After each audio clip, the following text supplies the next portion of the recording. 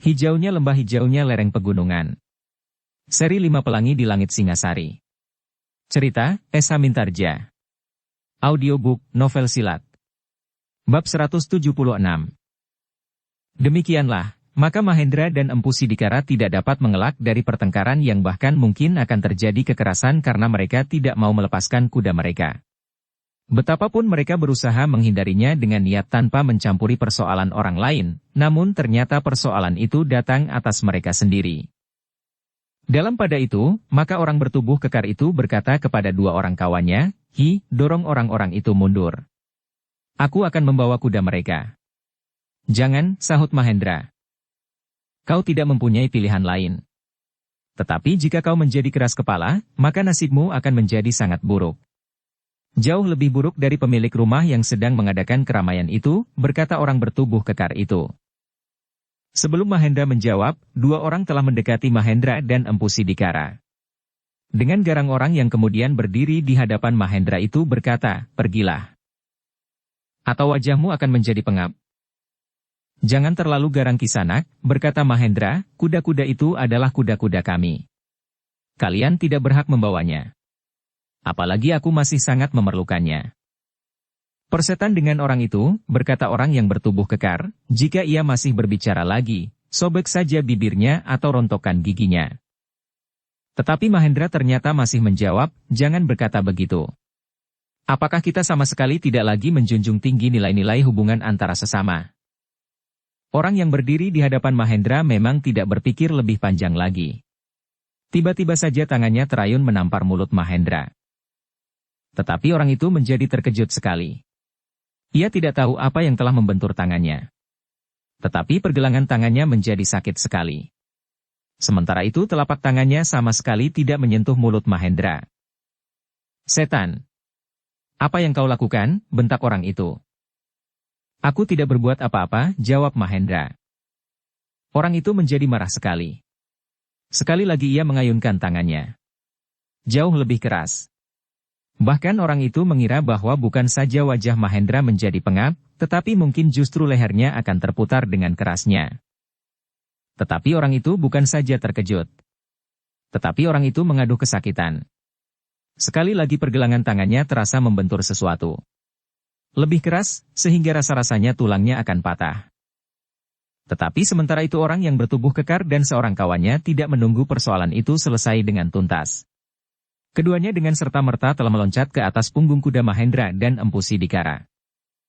Tetapi sebelum keduanya melarikan kedua ekor kuda itu, Empu Sidikara ternyata sempat bergerak lebih cepat. Ia sempat memungut 2 butir kerikil kecil dan dilemparkannya ke perut kedua ekor kuda itu. Demikian cepatnya sehingga tidak seorang pun sempat berbuat sesuatu. Kedua ekor kuda itu terkejut. Hampir berbaring keduanya telah meringkik sambil melonjak sehingga kuda-kuda itu berdiri di atas kedua kaki belakangnya. Ketika kemudian kaki depannya kembali menyentuh tanah, maka kedua ekor kuda itu justru melonjak-lonjak. Ternyata Empu Sidikara telah melempar sekali lagi perut kedua ekor kuda itu dengan kerikil kecil. Kedua orang itu jatuh terbanting di tanah. Sementara itu Mahendra dan Empu Sidikara segera berlari mendapatkan kuda yang sangat gelisah itu. Dengan suara lembut dan usapan perlahan-lahan pada lehernya, maka kuda itu menjadi tenang kembali. Mahendra dan Empu Sidikara telah menambatkan kembali kuda-kuda itu pada patok di depan kedai itu. Namun keduanya tidak lagi meninggalkan kedua ekor kuda itu. Orang yang bertubuh kekar dan seorang kawannya yang terjatuh dari punggung kuda itu telah bangkit. Punggung merekalah yang merasa seakan patah karenanya. Namun mereka tidak ingin mengurungkan niatnya untuk mengambil kedua ekor kuda itu. Apalagi orang itu tentu memperhatikan harga diri mereka di hadapan orang banyak. Karena itu, maka orang bertubuh kekar itu kemudian telah berteriak, "Orang-orang gila. Kalian akan menyesal akan tingkah laku kalian. Bukankah kuda-kuda itu memang tidak ingin mempunyai penunggang yang lain kecuali kami berdua?" berkata Empu Sidikara. "Aku tidak peduli," teriak orang yang bertubuh kekar itu. "Sekali lagi aku katakan Kisanak. Kami tidak akan melepaskan kuda-kuda kami. Sebenarnya kami sudah berjanji ketika kami berangkat, bahwa kami tidak akan berselisih dan tidak akan mencampuri persoalan orang lain di sepanjang perjalanan. Namun agaknya kalian telah memaksa kami untuk berbuat sesuatu. Setidaknya kami harus mempertahankan kuda-kuda kami. Persetan, geram orang bertubuh kekar, hancurkan orang-orang sombong itu. Beberapa orang pun segera bergerak mengepung Mahendra dan Empu Sidikara. Jumlah mereka tiba-tiba saja menjadi cukup banyak.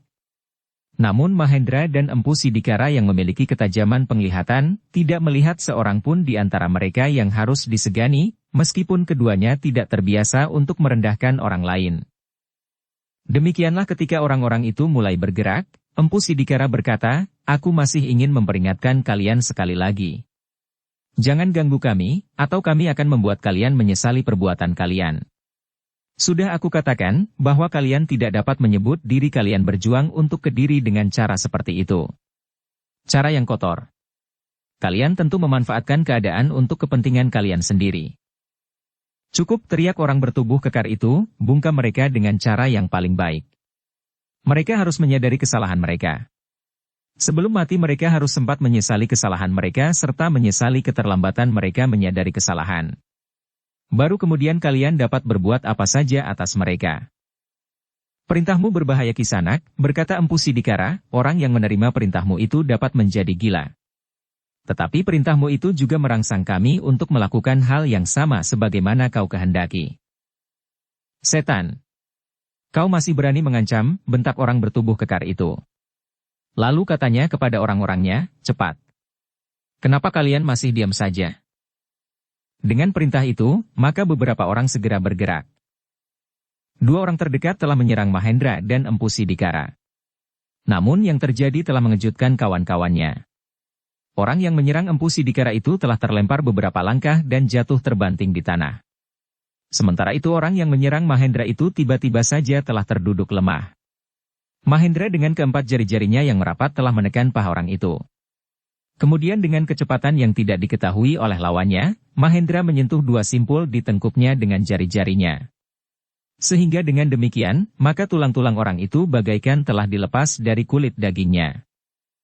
Sementara orang itu terduduk lemah, maka kawannya tidak lagi mampu bangkit berdiri.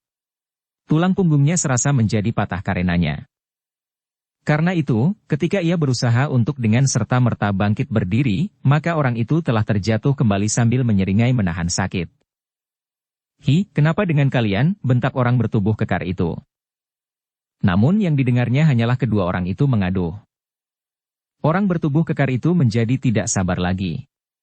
Karena itu, maka ia pun segera memberikan isyarat agar orang-orangnya bergerak bersama-sama. Mahendra dan Empu Sidikara pun melihat orang-orang itu mulai bergerak. Karena itu, keduanya pun telah mengambil jarak pula. Agaknya mereka memang harus melawan orang-orang itu. Betapapun lemahnya seseorang, tetapi jika ia bergerak bersama-sama, maka Mahendra dan Empu Sidikara memang harus berhati-hati. Ketika kemudian orang bertubuh kekar itu memberikan aba-aba, maka mereka pun telah menyerang Mahendra dan Empu Sidikara bersama-sama. Sebenarnya lah bahwa mereka bukannya orang-orang yang tidak berilmu sama sekali. Mereka telah menjelajahi beberapa pakuan, kabuyutan dan apalagi padukuhan-padukuhan.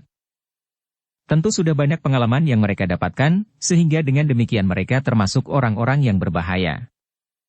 Apalagi nampaknya mereka adalah orang-orang yang tidak pernah ragu-ragu melakukan kekerasan, sehingga dengan demikian maka Mahendra dan Empu Sidikara harus berhati-hati. Jika perlu, maka keduanya harus dapat bertindak keras menghadapi mereka. Sebenarnya lah, maka orang-orang itu segera bertempur dengan keras. Berganti-ganti mereka menyerang seperti ombak yang datang menghantam tebing. Namun kadang-kadang mereka datang bersama-sama melanda lawannya dengan kekuatan yang besar. Tetapi lawan mereka adalah Mahendra dan Empu Sidikara. Meskipun Mahendra nampak sudah menjadi tua, tetapi ia masih mampu menghadapi lawannya beberapa orang sekaligus. Setiap ada kesempatan Mahendra berusaha untuk menyentuh bagian-bagian tubuh lawannya yang menentukan.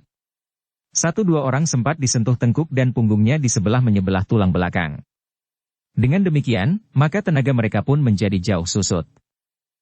Karena itulah, maka orang-orang yang mengepung dan bertempur melawan Mahendra tidak lagi mampu bergerak dengan tegar dan sepenuh tenaga. Bahkan ada satu dua yang seakan-akan kehilangan seluruh kekuatannya. Sentuhan-sentuhan jari Mahendra ternyata sempat menimbulkan kekusutan pada jaringan syaraf lawannya, Sehingga dengan demikian sentuhan-sentuhan jari-jari tangan yang kuat sekali itu merupakan senjata yang sangat berbahaya.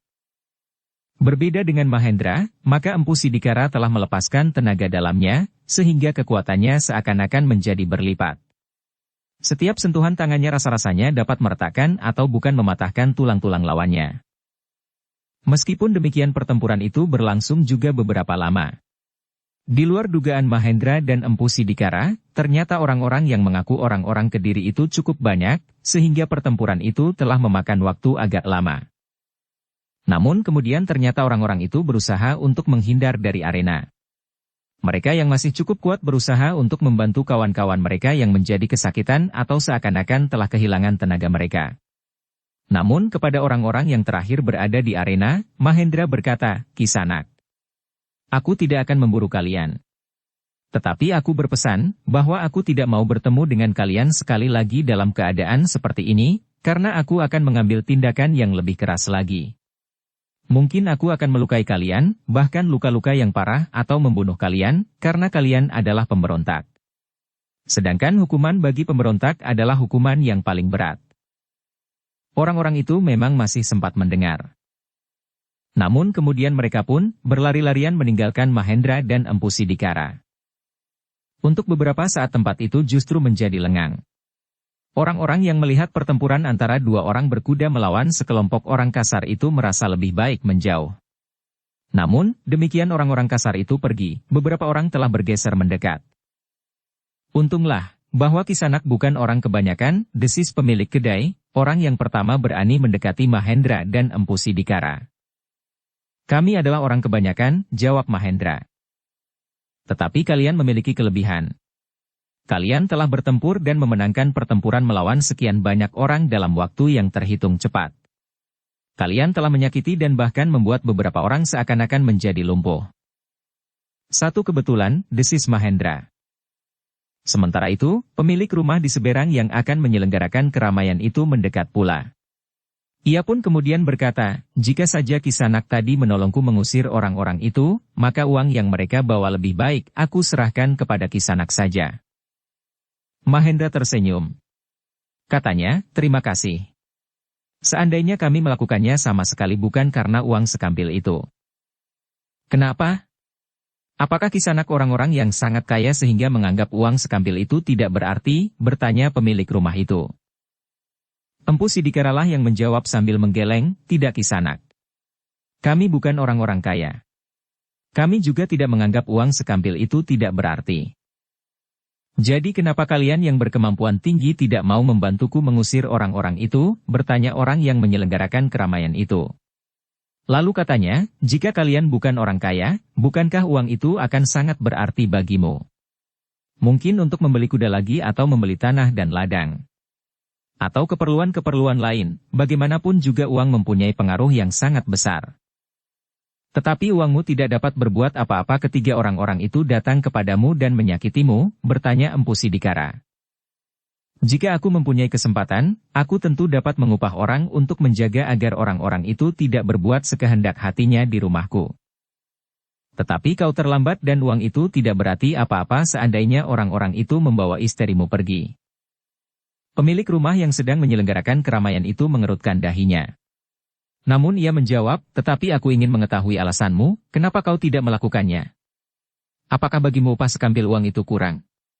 Tetapi jika demikian, kenapa kau akhirnya bertempur juga untuk sekedar mempertahankan 2 ekor kuda?"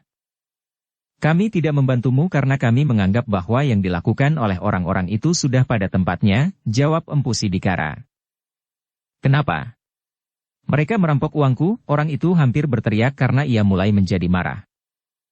"Peristiwa ini agar menjadi peringatan bagimu, bahwa uang sama sekali tidak berdaya menghadapi sesuatu yang memang harus terjadi. Juga satu peringatan, bahwa uang itu akan demikian mudahnya hilang. Apakah dirampok orang atau dicuri pencuri atau terbakar atau bencana-bencana yang lain. Jika aku menolongmu dan apalagi menerima upah yang kau berikan kepadaku, maka peringatan itu tidak akan pernah kau terima serta kenyataannya tidak akan pernah kau alami," jawab Empu Sidikara. Lalu katanya pula, "Aku tidak tahu kehidupanmu sehari-hari. Tetapi menilik sikap dan kata-katamu sekarang ini, maka kau termasuk orang yang gemar sekali menyimpan uang dan menghargai segala sesuatunya dengan uang. Sementara uang itu ternyata kuasanya tidak sebesar yang kau duga. Wajah orang itu menjadi tegang. Dipandanginya Empu Sidikara dengan tajamnya. Sementara itu Empu Sidikara berkata, Kisanak. Sebenarnya lah bahwa aku tidak mau membantumu karena aku sendiri mempunyai kepentingan. Kepentingan apa? Bertanya orang itu. Empu Sidikara itu tersenyum. Dengan nada tinggi ia berkata, aku telah mengalahkan sekelompok orang yang merampokmu. Karena itu, kau tentu tahu bahwa meskipun kami hanya 2 orang, tetapi kami dapat berbuat lebih banyak dari kelompok orang itu. Orang yang ingin mengadakan keramaian itu pun menjadi tegang. Sementara Empu Sidikara berkata selanjutnya, dengar. Jika orang-orang itu memerlukan dana bagi perjuangannya dan tersinggung melihat kau menyelenggarakan keramaian, maka aku pun tersinggung karena kau menganggap bahwa uang itu segala-galanya. Karena itu, maka aku senang melihat kau dirampok. Seperti aku katakan, kami merasa perlu untuk memberikan peringatan kepadamu.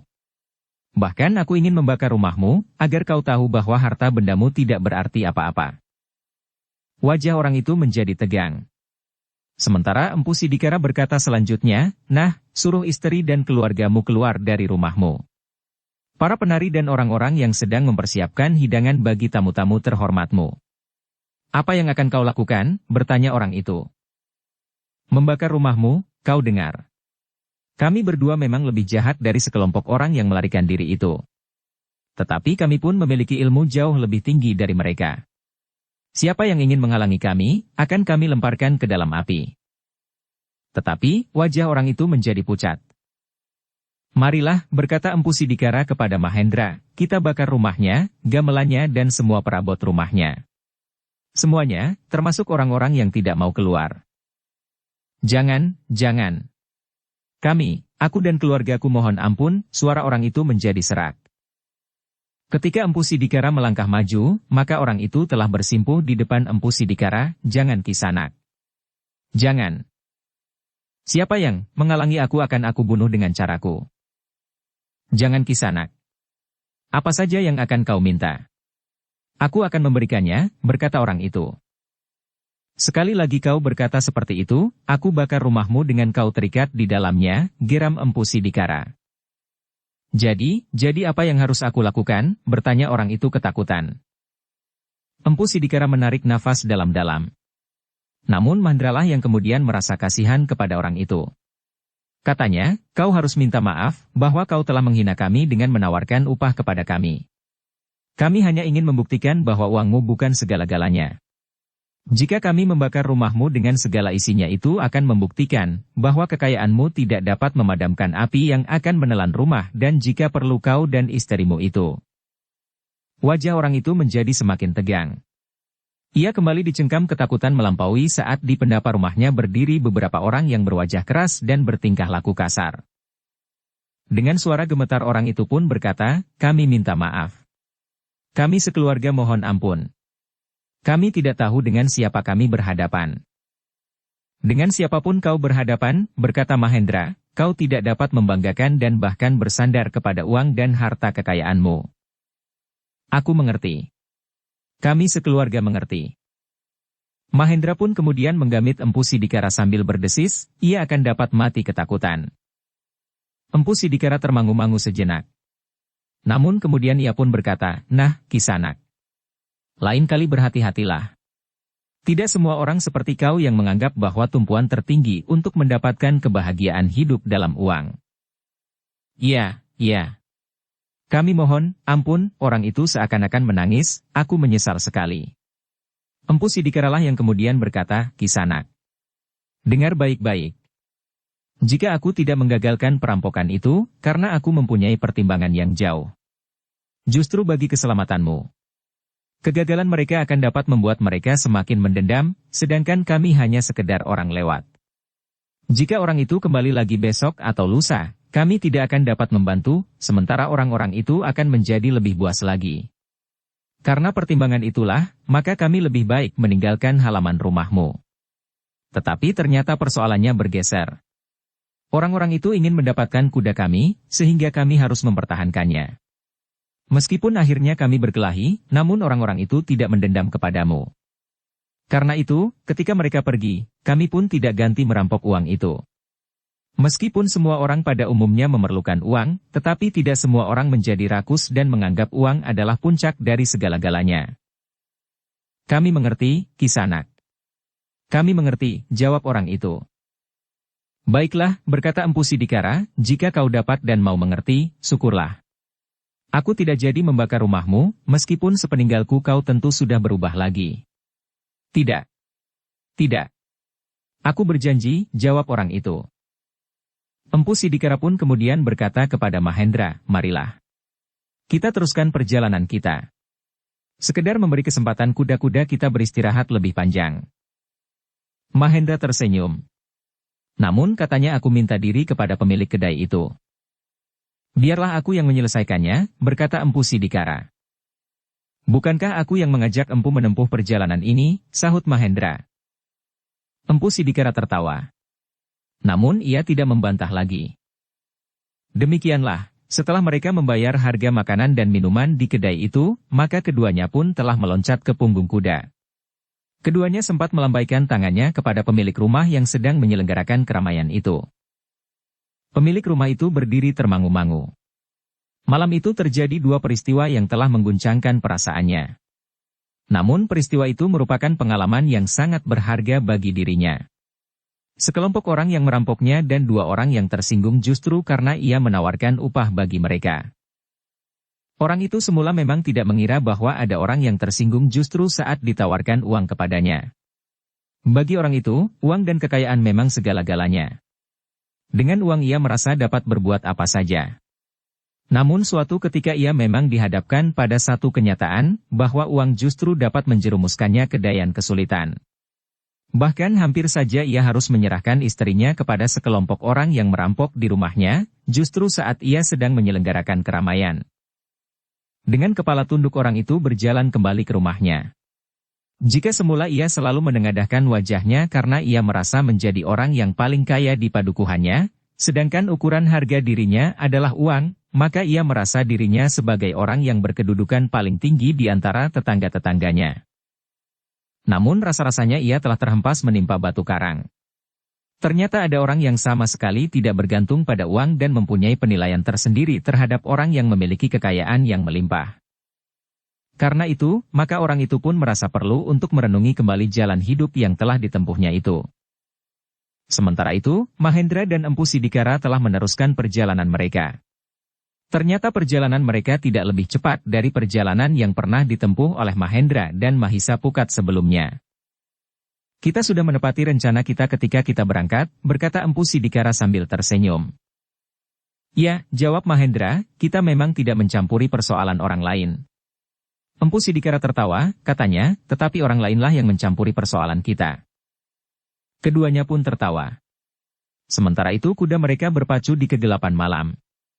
Namun karena kedua penunggangnya adalah orang-orang yang memiliki kelebihan, maka mereka sama sekali tidak mengalami kesulitan. Selain kuda-kuda mereka juga terbiasa menempuh perjalanan dalam segala waktu dan keadaan, kendalinya pun dapat menuntun kuda-kuda itu untuk menginjakkan kakinya di atas jalan yang panjang. Ternyata keduanya tidak berhenti lagi di perjalanan. Apalagi padepokan Baja Seta memang tidak terlalu jauh lagi. Demikianlah, ketika mereka sampai di padepokan, maka para cantrik yang bertugas pun telah menjadi terkejut pula. Apalagi ketika mereka melihat bahwa yang datang itu adalah Mahendra dan seorang yang belum mereka kenal. Demikian keduanya dipersilahkan masuk regol padepokan, maka seorang cantrik pun telah mencari Mahisa Murti untuk memberitahukan kehadiran mereka. Tetapi ternyata Mahisa Murti tidak ada di biliknya meskipun malam telah larut. Namun cantrik itu sudah tahu kebiasaan Mahisa Murti.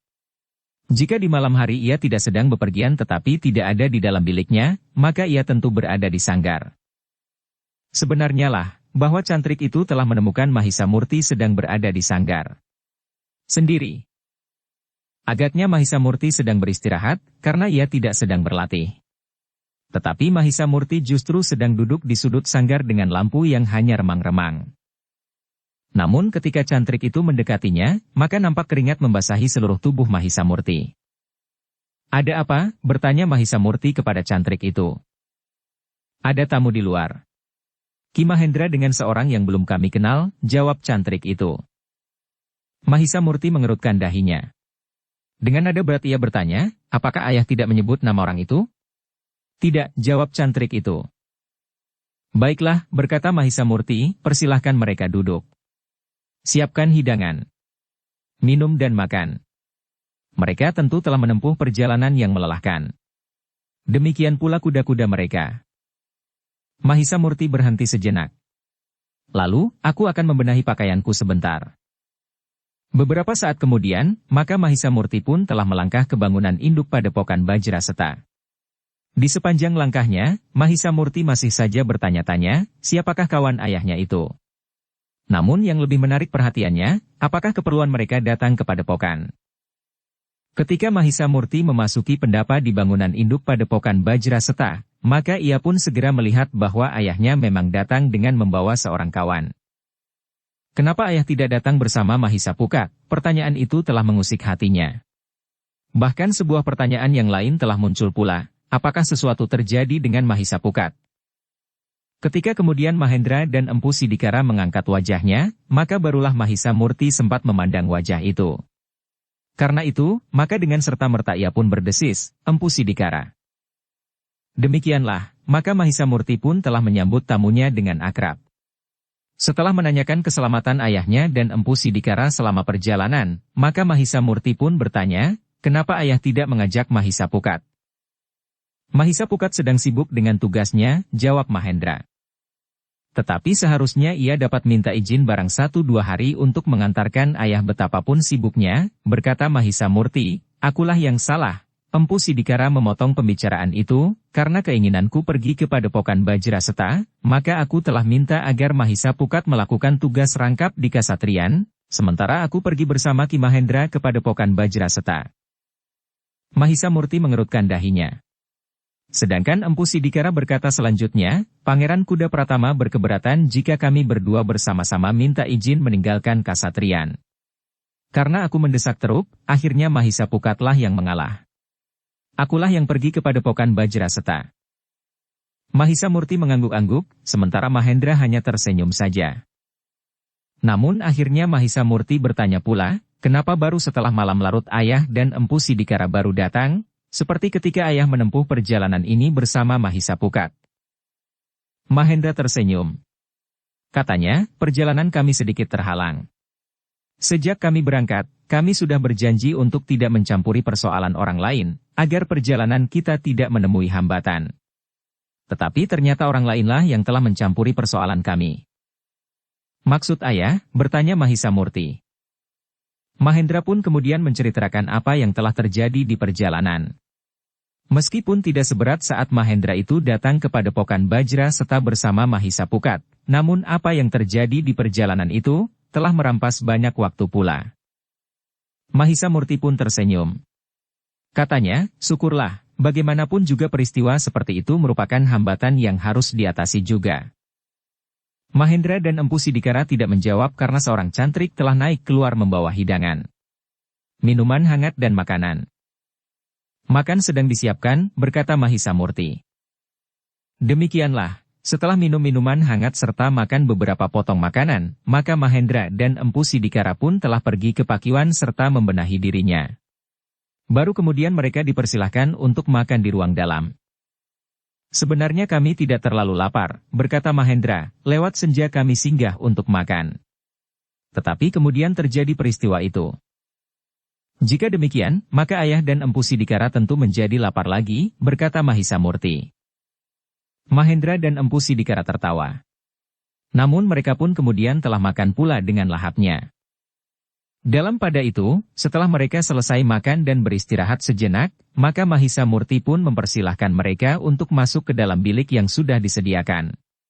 Meskipun Mahisamurti mengetahui bahwa kedatangan ayahnya tentu membawa persoalan yang penting, namun Mahisamurti tidak ingin membuat ayahnya menjadi terlalu letih. Mahendra juga tidak ingin tergesa-gesa mengatakan keperluannya. Ia ingin mengatur perasaannya, sehingga apa yang akan dikatakannya menjadi lebih mapan.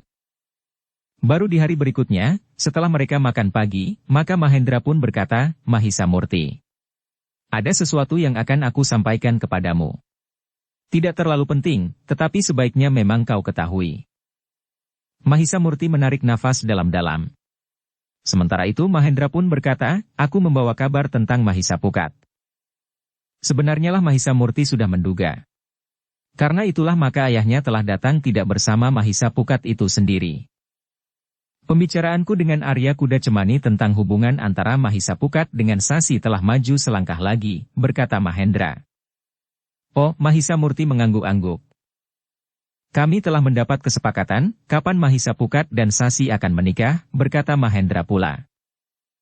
Mahisa Murti termangu-mangu sejenak. Namun kemudian ia pun berdesis, syukurlah. Dengan demikian, maka tataran pertama hubungan antara Mahisa Pukat dan Sasi akan terselesaikan.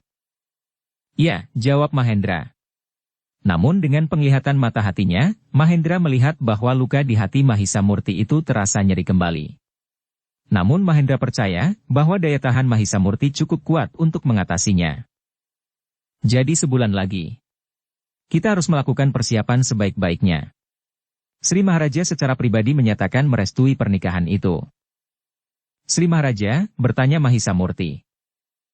Mahendra mengangguk. Baru kemudian ia berkata, sebenarnya aku belum pernah menyampaikan langsung hal itu kepada Sri Maharaja.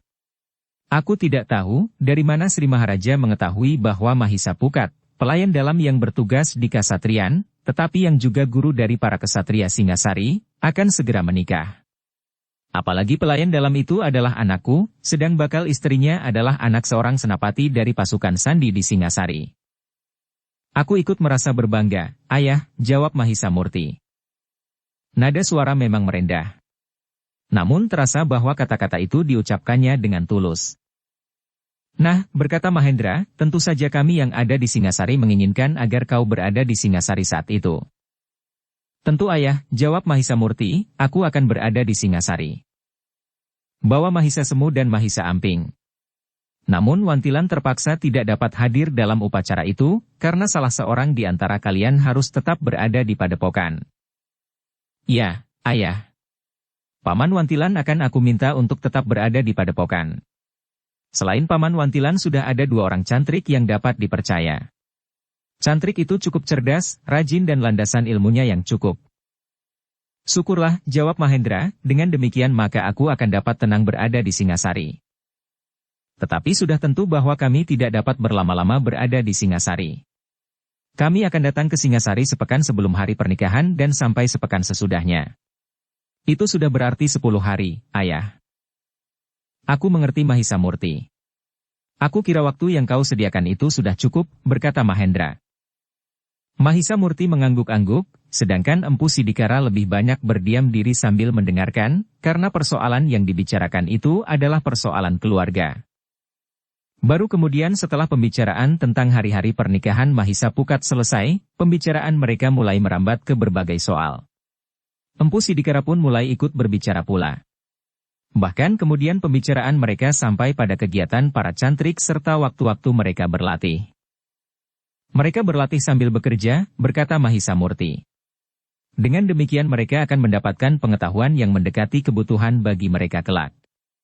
Mereka tidak hanya mempelajari ilmu kanuragan, tetapi juga bagaimana mereka dapat menjadi seorang petani yang baik, seorang pandai besi yang baik, seorang pedagang yang baik, serta berbagai macam pengetahuan yang lain yang akan berarti bagi mereka kelak jika mereka menempuh kehidupan yang sebenarnya. Empu Sidikara mengangguk-angguk.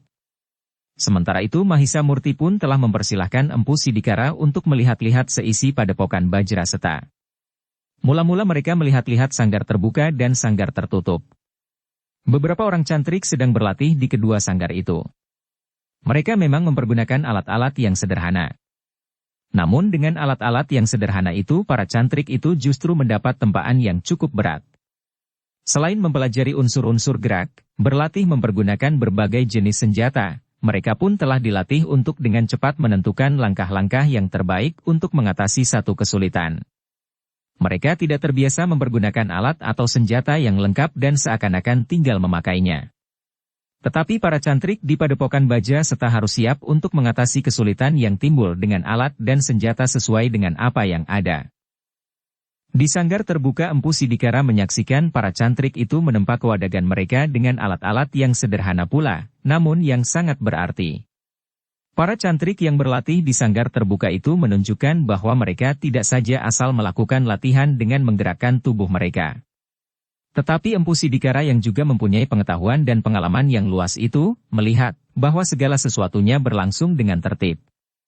Para cantrik tertua yang ditunjuk oleh Mahisa Murti untuk memberikan latihan kepada para cantrik yang lebih muda, agaknya lebih menguasai pengetahuan tentang penguasaan tubuh, sehingga dengan demikian, maka mereka pun mampu melakukan urut-urutan latihan yang baik yang tidak justru merusakkan tubuh mereka. Mereka berlatih untuk meningkatkan keterampilan, kecepatan gerak, daya tahan dan penguasaan tubuh sepenuhnya.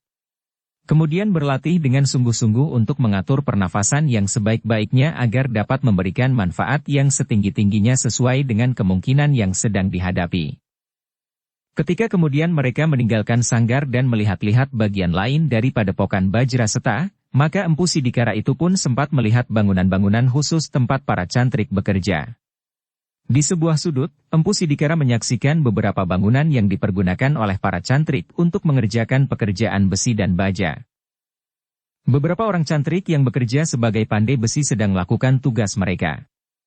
Mereka sedang menempa besi untuk membuat alat-alat pertanian. Dalam pada itu Mahisa Murti pun berkata, tidak semuanya mereka adalah cantrik Padepokan Bajra Seta. Maksudmu, bertanya Empu Sidikara. Ada di antara mereka adalah anak-anak muda dari padukuhan sebelah. Mereka datang untuk menyadap pengetahuan tertentu. Antara lain sebagai pandai besi. Empu Sidikara mengangguk-angguk. Ia memang merasa kagum terhadap kegiatan yang dilihatnya di Padepokan Bajra Seta. Ternyata bahwa kegiatan Padepokan itu tidak saja sekedar berarti bagi Padepokan Bajra Seta sendiri, tetapi juga berarti bagi padukuhan-padukuhan dan bahkan kabuyutan-kabuyutan di sekitarnya. Dengan nada dalam ia berkata, menarik sekali. Ya, jawab Mahisa Murti, mereka akan dapat memanfaatkan ilmu dan pengetahuan mereka di padukuhan mereka masing-masing. Kegiatan yang jarang sekali dilakukan di padepokan-padepokan yang lain, desis Empu Sidikara. Dengan keterampilan itu, anak-anak muda di padukuhan-padukuhan sebelah menyebelah Padepokan Bajra Seta mempunyai bekal untuk berbuat sesuatu. Mereka yang tanahnya sempit tidak lagi menggantungkan hidupnya pada tanah yang akan terbagi habis di antara saudara-saudaranya. Apalagi mereka yang anaknya terlalu banyak. Anak-anak muda itu juga tidak akan bergantung pada kesempatan untuk bekerja menjadi bebahu kabuyutan atau bebahu padukuhan atau petugas-petugas lain yang ditetapkan oleh padukuhan atau kabuyutan. Tetapi mereka akan dapat mandiri.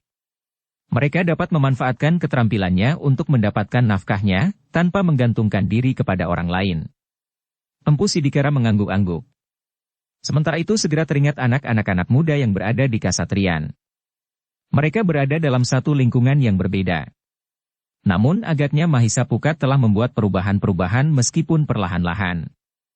Para penghuni Kasatriyan telah diperkenalkannya dengan alam terbuka. Para kesatria itu mulai melihat kehidupan di luar istana.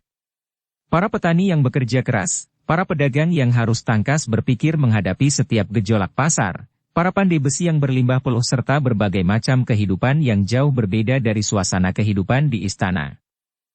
Ketika kemudian mereka kembali ke pendapa bangunan induk Padepokan Bajra Seta, maka Empu Sidikara itu pun berkata, Padepokan ini merupakan satu dunia tersendiri dengan aneka ragam kegiatan. Tetapi dalam keseluruhan, Padepokan Bajra Seta adalah satu sanggar raksasa yang menempa berbagai jenis ilmu, kemampuan dan keterampilan serta pengetahuan.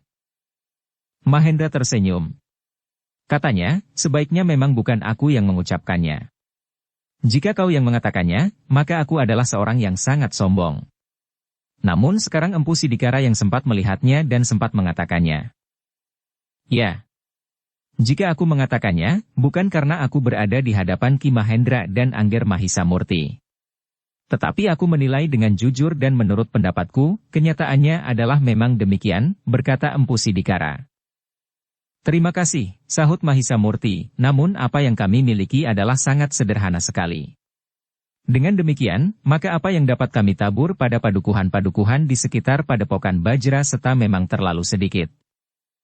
Empu Sidikara mengangguk-angguk. Katanya, tetapi kedudukan Padepokan Bajra Seta bagi orang-orang di sekitarnya menjadi lebih penting dari kasatrian di Singasari. Untunglah bahwa Angger Mahisa Pukat hadir di kasatrian sehingga perlahan-lahan telah melakukan beberapa perubahan atau katakan pembaharuan. Tetapi tentu saja kesempatan yang dimilikinya sangat terbatas. Angger Mahisa Pukat tidak akan dapat melanggar paugeran-paugeran yang masih dipegang kuat di Istana Singasari. Namun bahwa para kesatria itu sempat melihat kenyataan di luar istana itu sudah merupakan satu hal yang sangat berarti. Ternyata ada di antara para kesatria itu tertarik untuk memperhatikan kehidupan yang berat dan keras di luar istana. Syukurlah, berkata Mahisa Murti, mudah-mudahan para kesatria itu akan menjadi semakin dekat dengan rakyatnya dengan segala kenyataan hidup mereka. Jika Angger Mahisa Pukat mempunyai kesempatan yang panjang di kasatrian, maka agaknya ia akan dapat melakukannya dalam keterbatasannya, desis Empu Sidikara. Dalam pada itu Mahendra pun berkata, seharusnya dengan peralatan yang ada di kasatrian, para kesatrian itu dapat berbuat lebih banyak bagi lingkungannya. Tetapi paugeran yang ada memang tidak memungkinkannya. Mahisa Murti mengangguk-angguk. Ia pun dapat mengerti bahwa ada batas antara seisi istana dengan lingkungan di luar istana.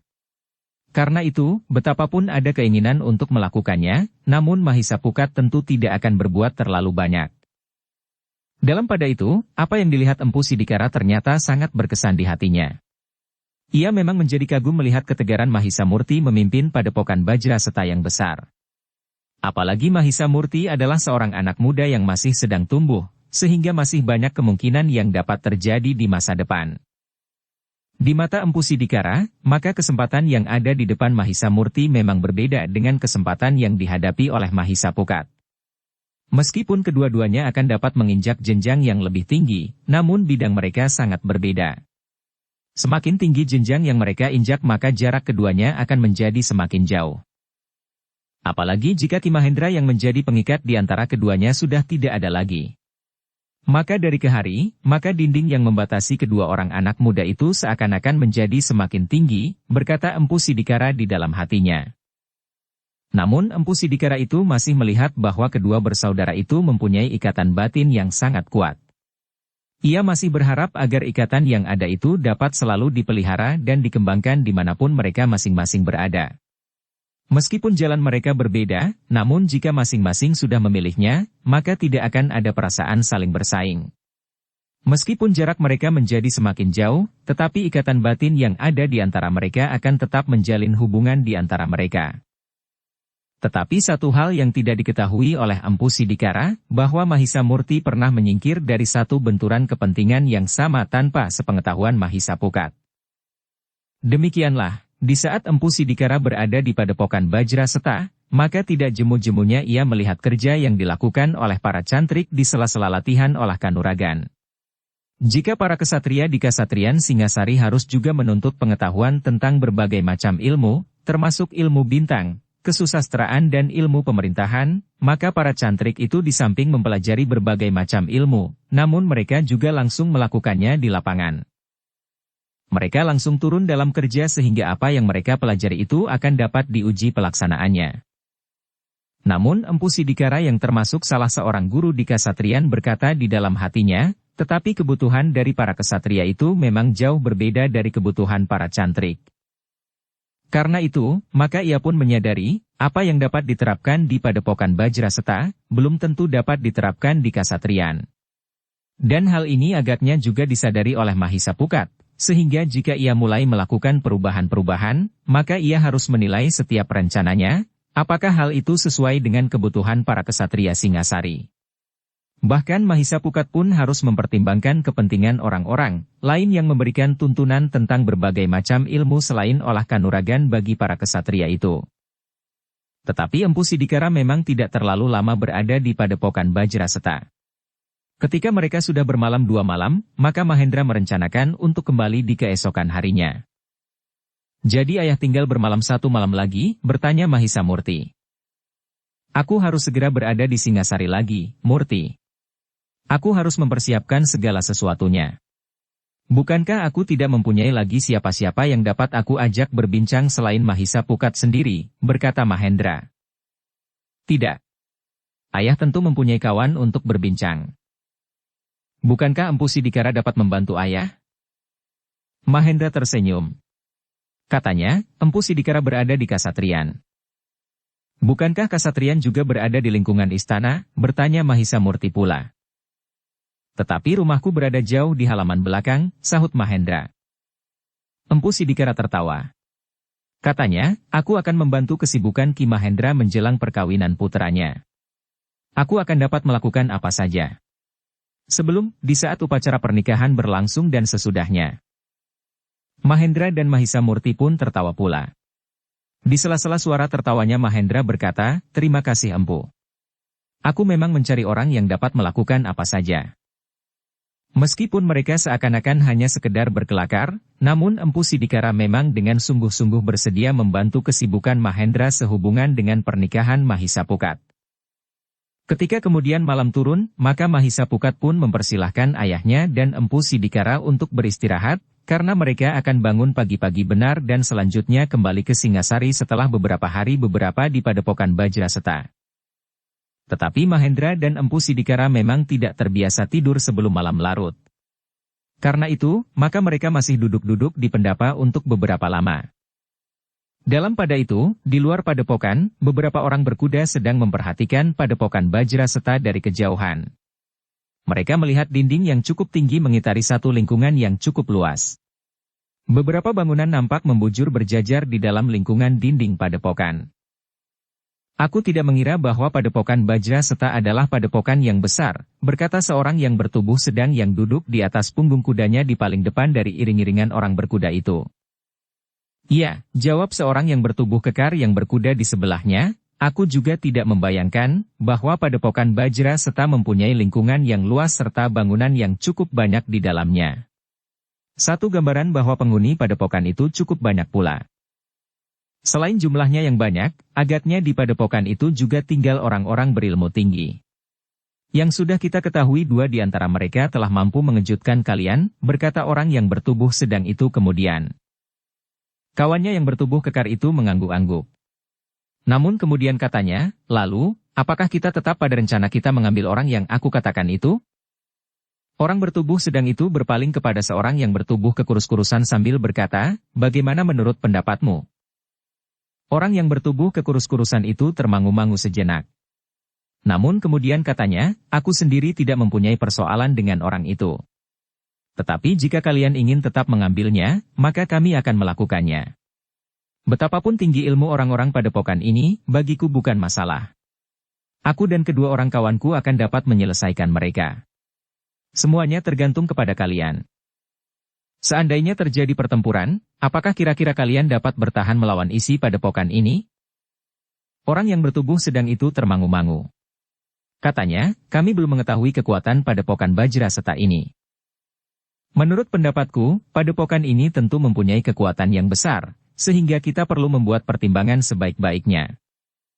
Sekarang harus kita nilai, apakah sikap orang yang mengaku orang Padepokan Bajraseta itu sangat membahayakan kedudukan kita atau tidak, bertanya orang yang kekurus-kurusan. Semuanya sudah aku ceritakan, sahut orang bertubuh kekar. Mereka menganggap bahwa apa yang kita lakukan tidak lebih dari perampokan.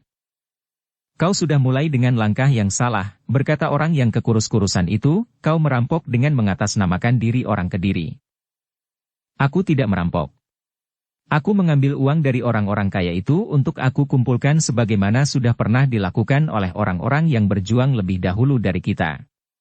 Sudah berapa kali hal seperti itu kita lakukan. Hasilnya cukup baik. Kita mendapat banyak dana bagi perjuangan kita. Itulah yang aku sebut sebagai satu kebodohan, berkata orang yang kekurus-kurusan itu, berapa kali cara itu dilakukan. Tetapi cara itu tidak pernah menghasilkan dukungan yang sebenarnya bagi perjuangan kita. Jadi, bagaimana yang tidak bodoh menurut pendapatmu, bertanya orang yang bertubuh sedang. Yang kalian lakukan justru menimbulkan kebencian pada perjuangan yang sedang kalian lakukan. Jika mereka menuduh kita tempuh selama ini memang tidak ubahnya dengan cara yang dilakukan oleh kelompok-kelompok berandal, perampok atau penyamun. Orang yang bertubuh kekar itu pun mengerutkan dahinya. Sementara orang yang kekurus-kurusan itu berkata selanjutnya, kalian seharusnya tidak mengancam atau menakut-nakuti orang dengan mengatasnamakan perjuangan yang sebenarnya kita lakukan. Tetapi kalian dapat mengatakan apa saja. Bahkan menyebut dirinya perampok sekalipun. Sebaliknya jika kita justru memberi, setidak-tidaknya memberikan harapan kepada orang banyak bahwa masa depan adalah satu masa yang lebih baik dari masa yang sedang mereka jalani sekarang. Tetapi jika kalian datang dengan mengancam, menakut-nakuti dan merampok, maka orang banyak itu akan membenci kalian dan membenci perjuangan kita semuanya. Kawan-kawannya mengangguk-anggukan kepalanya. Namun kemudian orang bertubuh kekar itu berkata, kenapa baru sekarang kau berkata begitu, justru saat kita menghadapi padepokan Bajraseta yang kita nilai sebagai sebuah padepokan yang besar dan kuat. Jadi kau menuduh bahwa pendapatku timbul karena aku takut menghadapi kekuatan yang ada di padepokan Bajraseta? Orang bertubuh kekar itu tidak menjawab. Ia memang tidak ingin membuat orang yang bertubuh kekurus-kurusan itu marah, karena ia memang seorang yang berilmu tinggi. Jika kau mengira demikian, maka kau salah, berkata orang yang bertubuh kekurus-kurusan itu, sudah aku katakan, jika kalian berniat untuk mengambil dua orang yang mengaku dari padepokan Bajraseta ini, aku akan mengambilnya tanpa perasaan takut sama sekali. Tetapi menurut pendapatku, cara-cara yang kau tempuh selama ini adalah salah. Jadi sebaiknya apakah yang harus kita lakukan? Bertanya orang yang bertubuh sedang. Kita harus berbuat sebaliknya. Padepokan yang besar seperti padepokan Bajraseta ini harus kita dekati. Jika mungkin kita mengajak mereka untuk membantu perjuangan kita. Kita yakinkan mereka bahwa perjuangan yang kami lakukan akan sangat berarti bagi rakyat banyak. Terutama Kediri. Tetapi padepokan Bajraseta tidak terletak di telatah Kediri, berkata orang yang bertubuh kekar. Kita dapat memberikan harapan atas padepokan ini. Kelak jika Kediri bangkit, maka padepokan ini akan mendapat kedudukan khusus meskipun daerah Singasari yang lain akan mengalami bentuk yang berbeda dari kedudukannya sekarang. Orang-orang yang mendengarkan keterangan itu mengangguk-angguk. Karena itu, orang yang bertubuh sedang, yang memimpin seluruh kelompok itu kemudian berkata, baiklah. Kita akan mencoba. Tetapi apa yang mula-mula harus kita lakukan? Kita memasuki padepokan ini. Kita sengaja datang untuk membiarkan persoalan yang pernah terjadi. Tetapi kita tidak akan menuntut sama sekali. Kita justru akan minta maaf karena sikap dan tingkah laku kita. Terutama kesan perampokan yang terjadi. Orang yang bertubuh kekar itu menarik nafas dalam-dalam. Sementara itu, orang yang kekurus-kurusan itu berkata, kaulah orangnya yang harus minta maaf atas kelakuanmu bersama sekelompok orang pada waktu itu. Kemudian persoalan ini akan diambil alih. Kita semuanya yang akan minta maaf dan kemudian memberikan penjelasan, harapan dan janji. Orang bertubuh kekar itu termangu-mangu. Namun orang bertubuh sedang yang memimpin sekelompok orang-orang berkuda itu bertanya, apa kau berkeberatan? Orang bertubuh kekar itu berkata, aku tidak mempunyai pilihan lain. Tentu kau mempunyai pilihan lain, berkata pemimpin sekelompok orang berkuda itu, jika kau tidak mau minta maaf, maka kita akan melakukan rencana kita semula. Kita akan mengambil kedua orang dari padepokan Bajraseta itu. Tetapi sudah tentu kita tidak tahu apakah kita akan berhasil atau tidak. Apakah kita masing-masing masih akan dapat keluar? Mungkin aku dan beberapa orang akan dapat melepaskan diri jika kita terjepit. Tetapi orang-orang yang hanya besar mulutnya tidak akan dapat berbuat banyak. Mereka akan dibantai oleh para cantrik di padepokan Bajraseta. Orang bertubuh kekar itu termangu-mangu. Ia sadar bahwa ia bukan termasuk seorang yang berilmu tinggi. Karena itu, maka katanya, aku akan minta maaf kepada orang-orang Bajraseta. Bagus, berkata orang yang bertubuh kekurus-kurusan itu, jika demikian, marilah. Kita mendekati gerbang padepokan Bajraseta. Demikianlah, maka sekelompok orang-orang berkuda itu pun langsung menuju ke pintu gerbang padepokan Bajraseta. Dua orang yang bertugas di panggung di sebelah pintu gerbang itu segera memberi isyarat kepada para cantrik yang ada di sebelah pintu gerbang itu. Dengan cepat, cantrik yang bertugas di sebelah pintu gerbang itu pun telah menyampaikan pesan itu kepada para cantrik yang bertugas di gardu di sebelah bangunan induk padepokan Bajraseta. Beberapa orang cantrik pun dengan cepat telah berlari ke pintu gerbang. Sebagian dari mereka telah memanjat naik ke atas panggung, sedangkan yang lain bersiap menghadapi segala kemungkinan. Dalam pada itu, Mahisamurti, Empu Sidikara, dan Mahendra pun terkejut mendengar laporan tentang sekelompok orang-orang berkuda yang datang itu. Karena itu, maka mereka pun segera pergi ke pintu gerbang dan naik ke panggung. Orang-orang berkuda itu berhenti di luar pintu gerbang. Orang yang bertubuh sedang itu pun telah mengangkat tangannya agar para cantrik itu mengetahui bahwa kedatangan mereka tidak berniat buruk dan bermusuhan. Mahisamurti yang sudah berada di atas panggung di sebelah pintu gerbang itu pun segera bertanya, "Siapakah kalian?" Orang yang bertubuh sedang itu pun menjawab, "Kami ingin berbicara dengan orang padepokan Bajra Seta yang pernah bertemu dengan sekelompok kawan kami, namun agaknya telah terjadi salah paham." Mahendra dan Empu Sidikara berpandangan sejenak. Dengan nada berat Empu Sidikara berbisik, "Orang yang berkuda di belakang orang yang berbicara itulah yang kita temui sedang merampok uang itu." Ya, Mahendra mengangguk-angguk, mungkin orang itu menjadi dendam. "Baiklah. Biarlah aku yang menerimanya," berkata Empu Sidikara yang kemudian melangkah maju melekat bibir pagar di panggungan itu. Lalu katanya kepada orang-orang berkuda itu, "Aku mengerti siapakah yang kalian maksud. Apakah kalian berniat mempersoalkannya lagi?" "Tidak, Kisanak.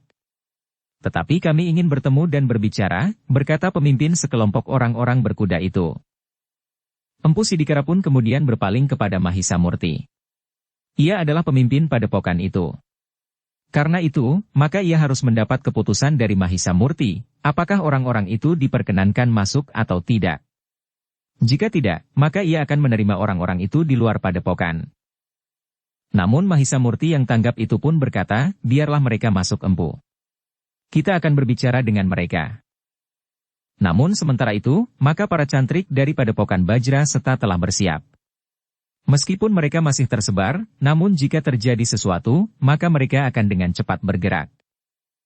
Ketika Mahisamurti melihat Sambega ada di antara para cantrik dan berdiri di dekat wantilan, maka ia pun segera teringat saat-saat saudara seperguruan Sambega yang sedang memburunya, sehingga ia harus ikut campur pula. Dengan isyarat, maka Mahisamurti memerintahkan para cantrik yang ada di gerbang untuk membuka pintunya. Demikian pintu terbuka, maka Mahisamurti yang masih ada di panggungan itu pun berkata, "Silahkan masuk, Kisanak. Kita akan dapat berbicara lebih baik." Sekelompok orang-orang berkuda itu pun kemudian telah memasuki pintu gerbang meskipun agak ragu. Demikian orang terakhir melewati pintu, maka pintu gerbang itu pun telah ditutup kembali. Orang-orang berkuda itu termangu-mangu sejenak. Ketika mereka melihat isi padepokan Bajra Seta, maka jantung mereka pun menjadi semakin berdebar-debar.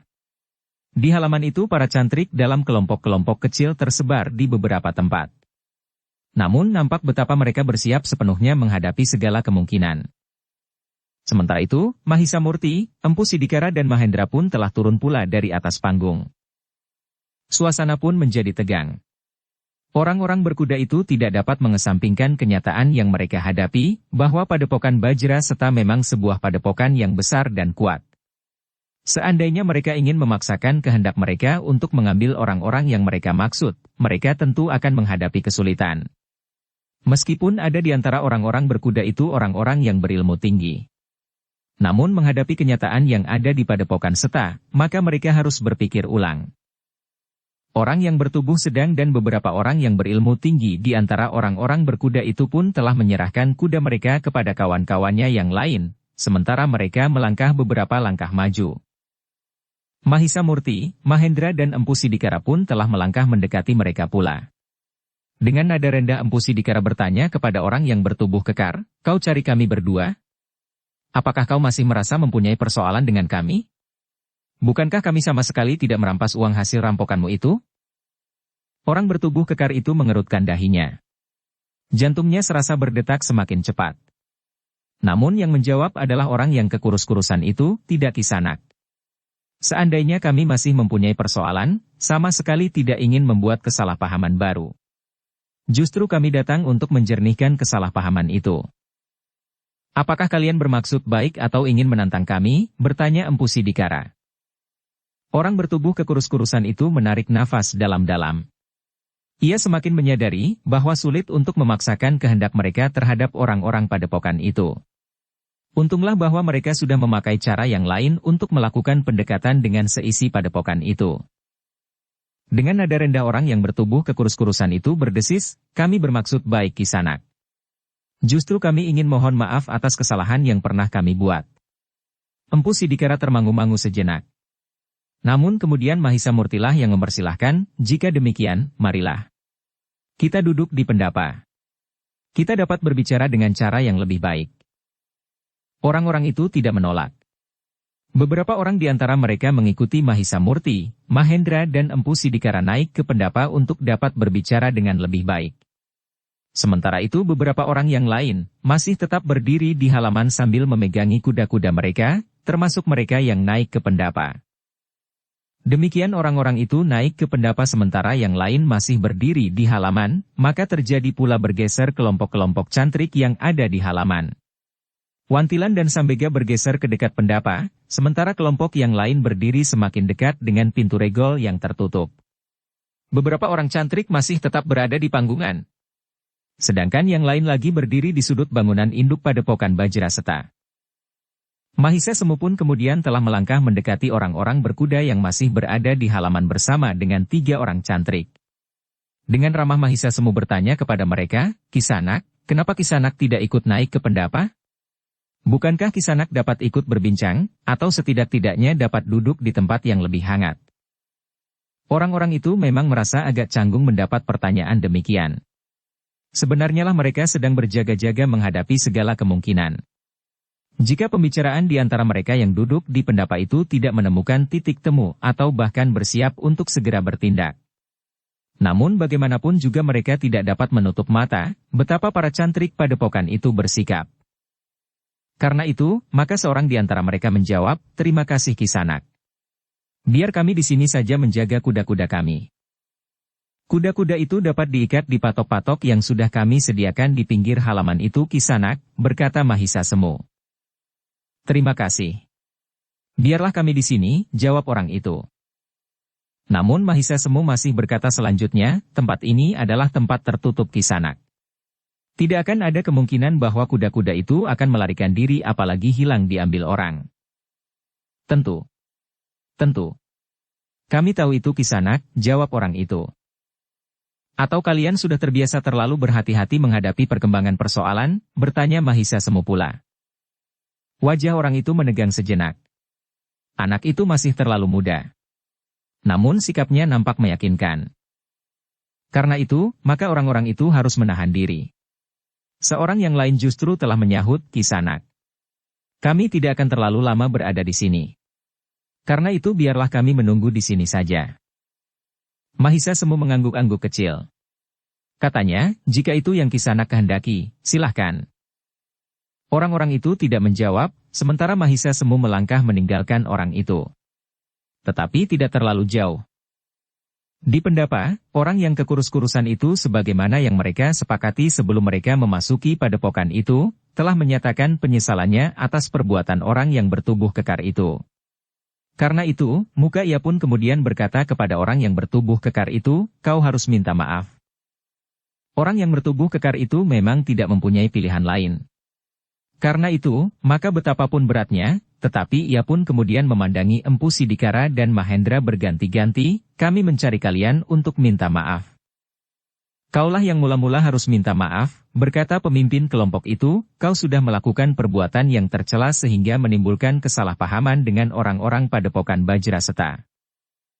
Orang bertubuh kekar itu menarik nafas dalam-dalam. Namun kemudian ia pun berkata, aku mohon maaf.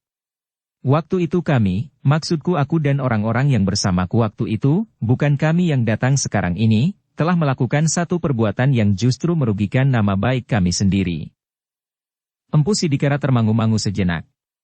Namun kemudian ia pun bertanya, kenapa kau merasa bahwa tindakanmu itu telah merugikan nama baikmu sendiri? Orang bertubuh kekar itu pun kemudian berpaling kepada orang yang kekurus-kurusan itu sambil berkata, aku telah mendapat teguran dari para pemimpinku. Kisanak, berkata orang yang bertubuh kekurus-kurusan itu, orang ini telah melakukan pemerasan dan bahkan perampokan dengan mengatasnamakan perjuangan yang sedang kami lakukan. Mungkin maksudnya baik. Ia ingin dengan cepat dapat mengumpulkan bekal yang mendukung perjuangan kami. Tetapi caranya justru sangat tercela. Dengan demikian orang-orang terutama yang langsung menjadi korban, tidak akan mendukung perjuangan kami. Apakah sebenarnya yang kalian perjuangkan? Bertanya Mahendra.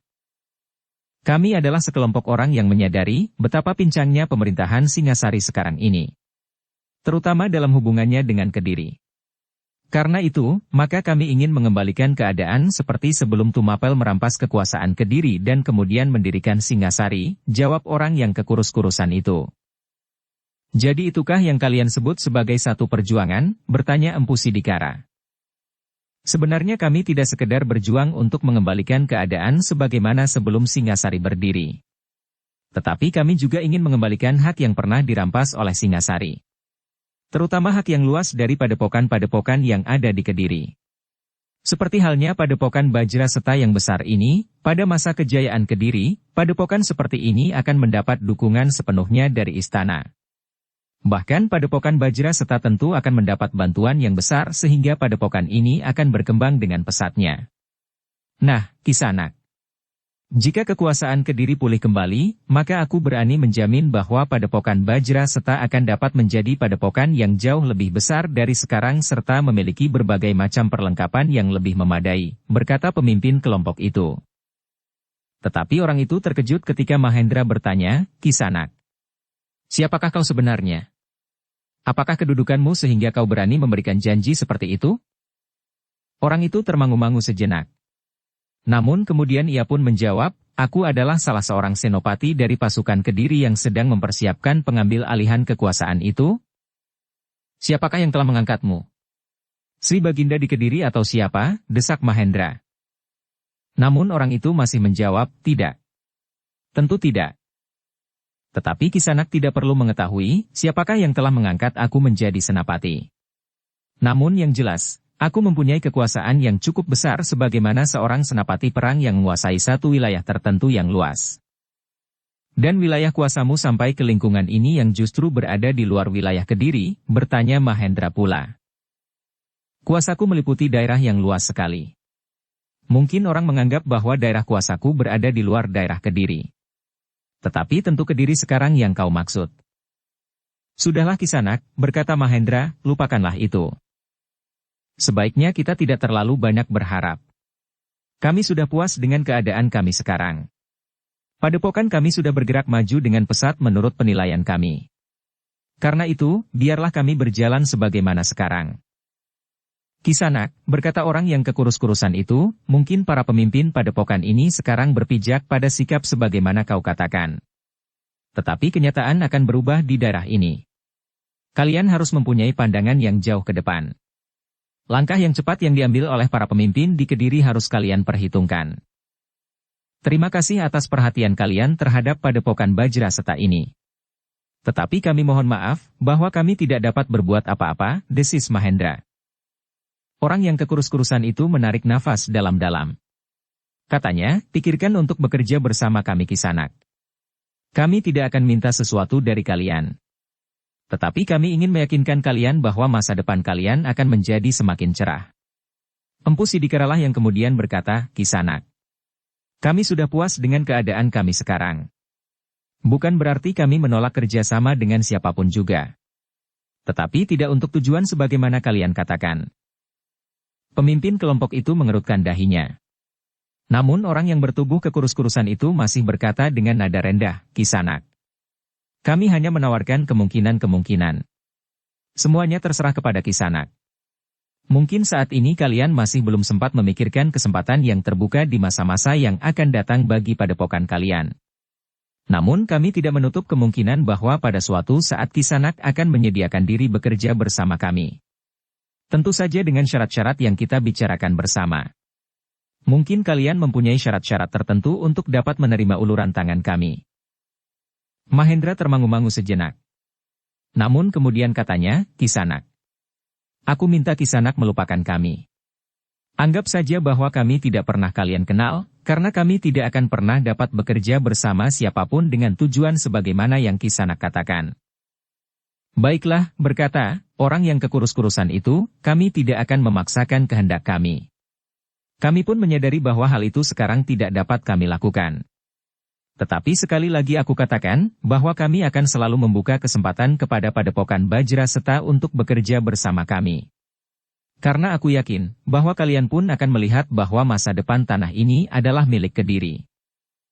Terima kasih atas kesempatan yang terbuka itu Kisanak, jawab Mahendra. Tetapi sekali lagi kami beritahukan, bahwa kami bukanlah sekelompok orang yang kalian maksudkan. Orang yang bertubuh kekurus-kurusan itu mengangguk-angguk. Sambil berpaling kepada pemimpin kelompok itu ia berkata, marilah.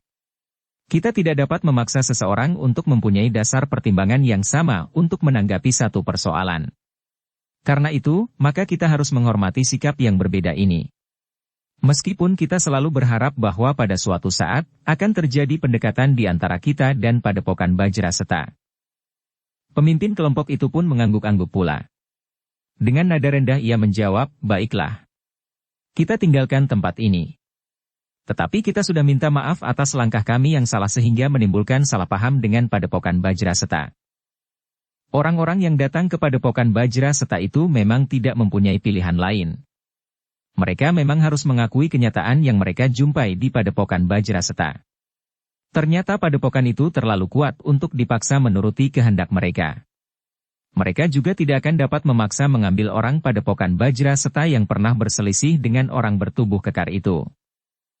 Karena itu, maka beberapa saat kemudian, maka orang-orang yang datang ke Padepokan Bajra Seta itu telah minta Mahendra, Empu Sidikara dan Mahisa Murti mengantar mereka sampai ke regol halaman Padepokan. Kawan-kawan mereka yang menunggu di halaman telah minta diri pula. Juga kepada Mahisa Semu yang mendekati mereka ketika mereka akan meninggalkan Padepokan. Di regol, para cantrik yang bertugas, bersiap untuk menghadapi segala kemungkinan. Sementara para cantrik yang di atas panggung di sebelah menyebelah gerbang tidak melihat kelompok-kelompok lain di luar Padepokan. Demikian pula cantrik yang bertugas di sudut-sudut belakang Padepokan tidak memberikan isyarat apa-apa sehingga tidak menimbulkan kecurigaan, bahwa kelompok orang berkuda itu datang bersama kelompok-kelompok yang lain. Sebenarnya lah bahwa kelompok itu memang tidak datang bersama kelompok yang lain. Ketika kemudian pintu dibuka, maka sekelompok orang berkuda itu pun segera keluar lewat pintu gerbang. Di luar pintu orang-orang itu berhenti sejenak. Beberapa orang sempat melambaikan tangannya kepada penghuni Padepokan itu. Kemudian, sekelompok orang itu pun segera melarikan kuda mereka memasuki gelapnya malam. Sinar-sinar oncor di pintu gerbang pun kemudian tidak mampu lagi menggapai orang terakhir dari orang-orang berkuda itu. Dalam pada itu, pintu gerbang Padepokan Bajra Seta itu pun segera ditutup. Sejenak kemudian, maka Mahendra, Empu Sidikara dan Mahisa Murti telah duduk pula di serambi. Ternyata kehadiran orang-orang berkuda itu sangat menarik untuk diperbincangkan. Apakah niat mereka sebenarnya datang ke Padepokan ini, desis Mahendra, tentu tidak sekedar minta maaf. Memang sulit untuk ditebak, sahut Empu Sidikara, tetapi mungkin mereka menyadari, bahwa apa yang mereka lakukan dapat menimbulkan akibat buruk bagi kelompok itu sendiri, sebagaimana mereka katakan. Orang-orang yang menjadi korban tidak akan mendukung mereka dengan sepenuh hati. Padahal mereka memerlukan dukungan bukan hanya sekedar memberikan uang sebagaimana yang diminta. Agaknya mereka ingin memancing kesediaan kita untuk membantu mereka, berkata Mahisa Murti. Mereka bukan saja memerlukan uang dan benda-benda berharga atau bahan makanan dan sebagainya, bahkan tenaga manusia sebagaimana pernah terjadi atas kabuyutan Bumiagara. Mahendra mengangguk-angguk, sementara Mahisa Murti berkata, nampaknya orang-orang yang pernah mengalami kegagalan itu tidak jemu-jemunya mencoba dan mencoba lagi. Usaha mereka agaknya memang tidak akan pernah patah, desis Empu Sidikara. Mahendra menarik nafas dalam-dalam. Katanya, satu hal yang perlu mendapat perhatian dari Sri Maharaja. Bahkan secara khusus. Meskipun nampaknya hubungan antara Singasari dan Kediri berlangsung dengan baik, namun usaha-usaha sebagaimana dilakukan oleh beberapa orang bangsawan, masih saja berlangsung. Berganti-ganti orang yang memimpin perlawanan terhadap kemapanan hubungan antara Singasari dan Kediri. Sampai saat-saat terakhir usaha itu memang selalu dapat digagalkan. Tetapi bukan berarti dapat diabaikan. Peristiwa malam itu ternyata telah mendorong Mahisa Murti untuk minta agar ayahnya dan Empu Sidikara untuk menunda keberangkatannya. Kenapa? Bertanya Mahendra. Tidak apa-apa ayah. Hanya sekedar untuk menenangkan perasaan. Jika ayah dan empu Sidikara berangkat juga besok, maka aku akan merasa gelisah sampai aku sempat pergi ke Singasari untuk meyakinkan bahwa tidak terjadi sesuatu pada ayah dan empu di perjalanan ke Singasari. Empu Sidikara menarik nafas dalam-dalam sambil berkata, "Baiklah Ki Mahendra. Kita tentu tidak ingin membuat Angger Mahisa Murti selalu gelisah. Biarlah keberangkatan kita ditunda 1 hari lagi. Itu pun aku mohon agar 3 orang cantrik diperkenankan mengikuti perjalanan ayah dan empu berdua ke Singasari. Mereka tidak akan mengawal ayah dan empu, tetapi sekedar memberikan ketentraman di hatiku. Jika mereka kembali 2-3 hari lagi, maka mereka akan dapat mengatakan bahwa perjalanan ayah dan empu selamat sampai di Singasari." Mahendra menarik nafas dalam-dalam. Terbersit perasaan bangga di hatinya atas kedua anaknya. Seperti juga Mahisa Pukat, maka Mahisa Murti pun mencemaskannya karena ia sudah menjadi semakin tua. Namun kesadaran akan kecemasan anak-anaknya itulah yang membuatnya kemudian berkata, "Baiklah. Aku akan menunda perjalananku kembali ke Singasari. Aku juga tidak berkeberatan jika kau mengirimkan 3 orang cantrik untuk pergi bersama kami ke Singasari." Mahisa Murti menarik nafas dalam-dalam. Bagaimanapun juga sebenarnya ia merasa cemas, bahwa ayahnya dan empu Sidikara akan bertemu atau sengaja dicegat oleh orang-orang yang baru saja meninggalkan padepokan Bajraseta. Meskipun mungkin mereka tidak tahu bahwa kedua orang yang pernah mereka temui di perjalanan itu akan menempuh perjalanan kembali ke Singasari. Demikianlah, maka perjalanan Mahendra dan empu Sidikara telah tertunda. Sementara itu, Mahisa Murti telah menunjuk 3 orang kepercayaannya untuk pergi bersama ayahnya dan empu Sidikara kembali ke Singasari. Seorang di antara mereka adalah Wantilan. Sedang 2 orang yang lain adalah 2 orang cantrik terbaik di padepokan itu. Tetapi orang-orang yang datang ke padepokan Bajraseta sama sekali tidak berniat mencegatnya. Mereka memang tidak tahu bahwa 2 orang yang pernah berselisih paham dengan orang yang bertubuh kekar itu akan kembali ke Singasari. Apalagi orang-orang itu masih belum berputus asa. Mereka masih akan mencoba untuk mendekat orang-orang padepokan itu. Sedikit demi sedikit tanpa menyakiti hati para pemimpinnya.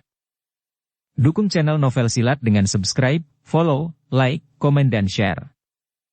Tetapi ternyata bahwa cara itu tidak saja diterapkan pada orang-orang padepokan Bajraseta. Orang yang kekurus-kurusan dan berilmu tinggi itu ternyata memiliki pikiran yang lebih jernih dari para pemimpin kelompok orang-orang berkuda itu. Jika mereka terbiasa melakukan kekerasan, maka orang yang bertubuh kekurus-kurusan itu telah mendesak mereka untuk melakukan cara yang lain. Dengan cermat orang itu mempelajari kegagalan-kegagalan yang pernah terjadi di masa-masa sebelumnya. Kekerasan ternyata tidak banyak membawa hasil. Bahkan memancing kebencian dan jarak yang semakin jauh dengan orang-orang atau kelompok atau bahkan rakyat sekabuyutan yang pernah menjadi korban. Mungkin cara itu akan dapat memberikan hasil yang lebih baik.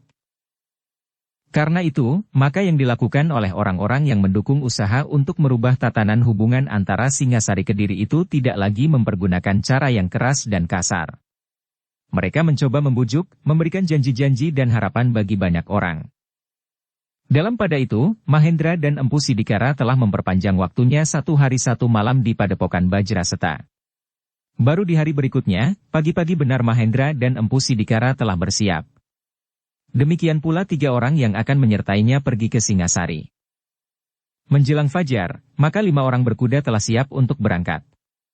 Mahisa Murti melepaskan mereka di pintu gerbang padepokan Bajraseta. Dengan hati yang berdebar-debar Mahisa Murti melihat ayahnya yang sudah menjadi semakin tua duduk di punggung kudanya. Wajahnya, tubuhnya dan bahkan ketangkasannya sudah tidak lagi sebagaimana ayahnya beberapa tahun yang lalu. Meskipun sorot matanya serta wajahnya yang masih menunjukkan ketegaran jiwanya, namun wadatnya sudah semakin tidak mendukungnya lagi. Tetapi Mahisa Murti tidak dapat mencegah ayahnya. Ia masih harus tetap memberikan keyakinan kepada ayahnya, bahwa hari-harinya masih tetap berarti. Bahwa ayahnya bukan seorang yang harus diletakkan di pintu sentong tengah sebagai hiasan saja. Sebenarnya lah Mahendra sendiri merasa, bahwa belum waktunya baginya untuk menghabiskan sisa umurnya dengan duduk bertopang dagu di peringgitan.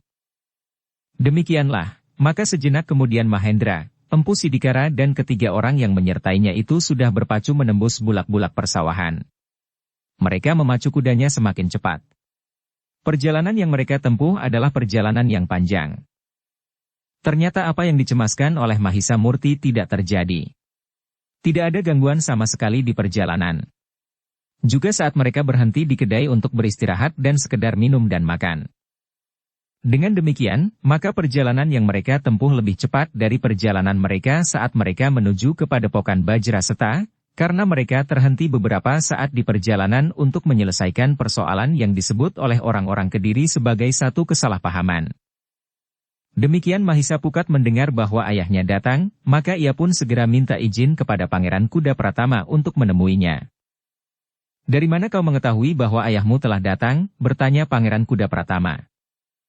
"Seorang pelayan dalam yang baru kembali telah melihat ayah dan Empu Sidikara pulang dari Padepokan Bajraseta," jawab Mahisa Pukat. "Bukankah ayahmu tidak akan pergi lagi kemana-mana?" bertanya Pangeran Kuda Pratama. Mahisa Pukat menarik nafas dalam-dalam.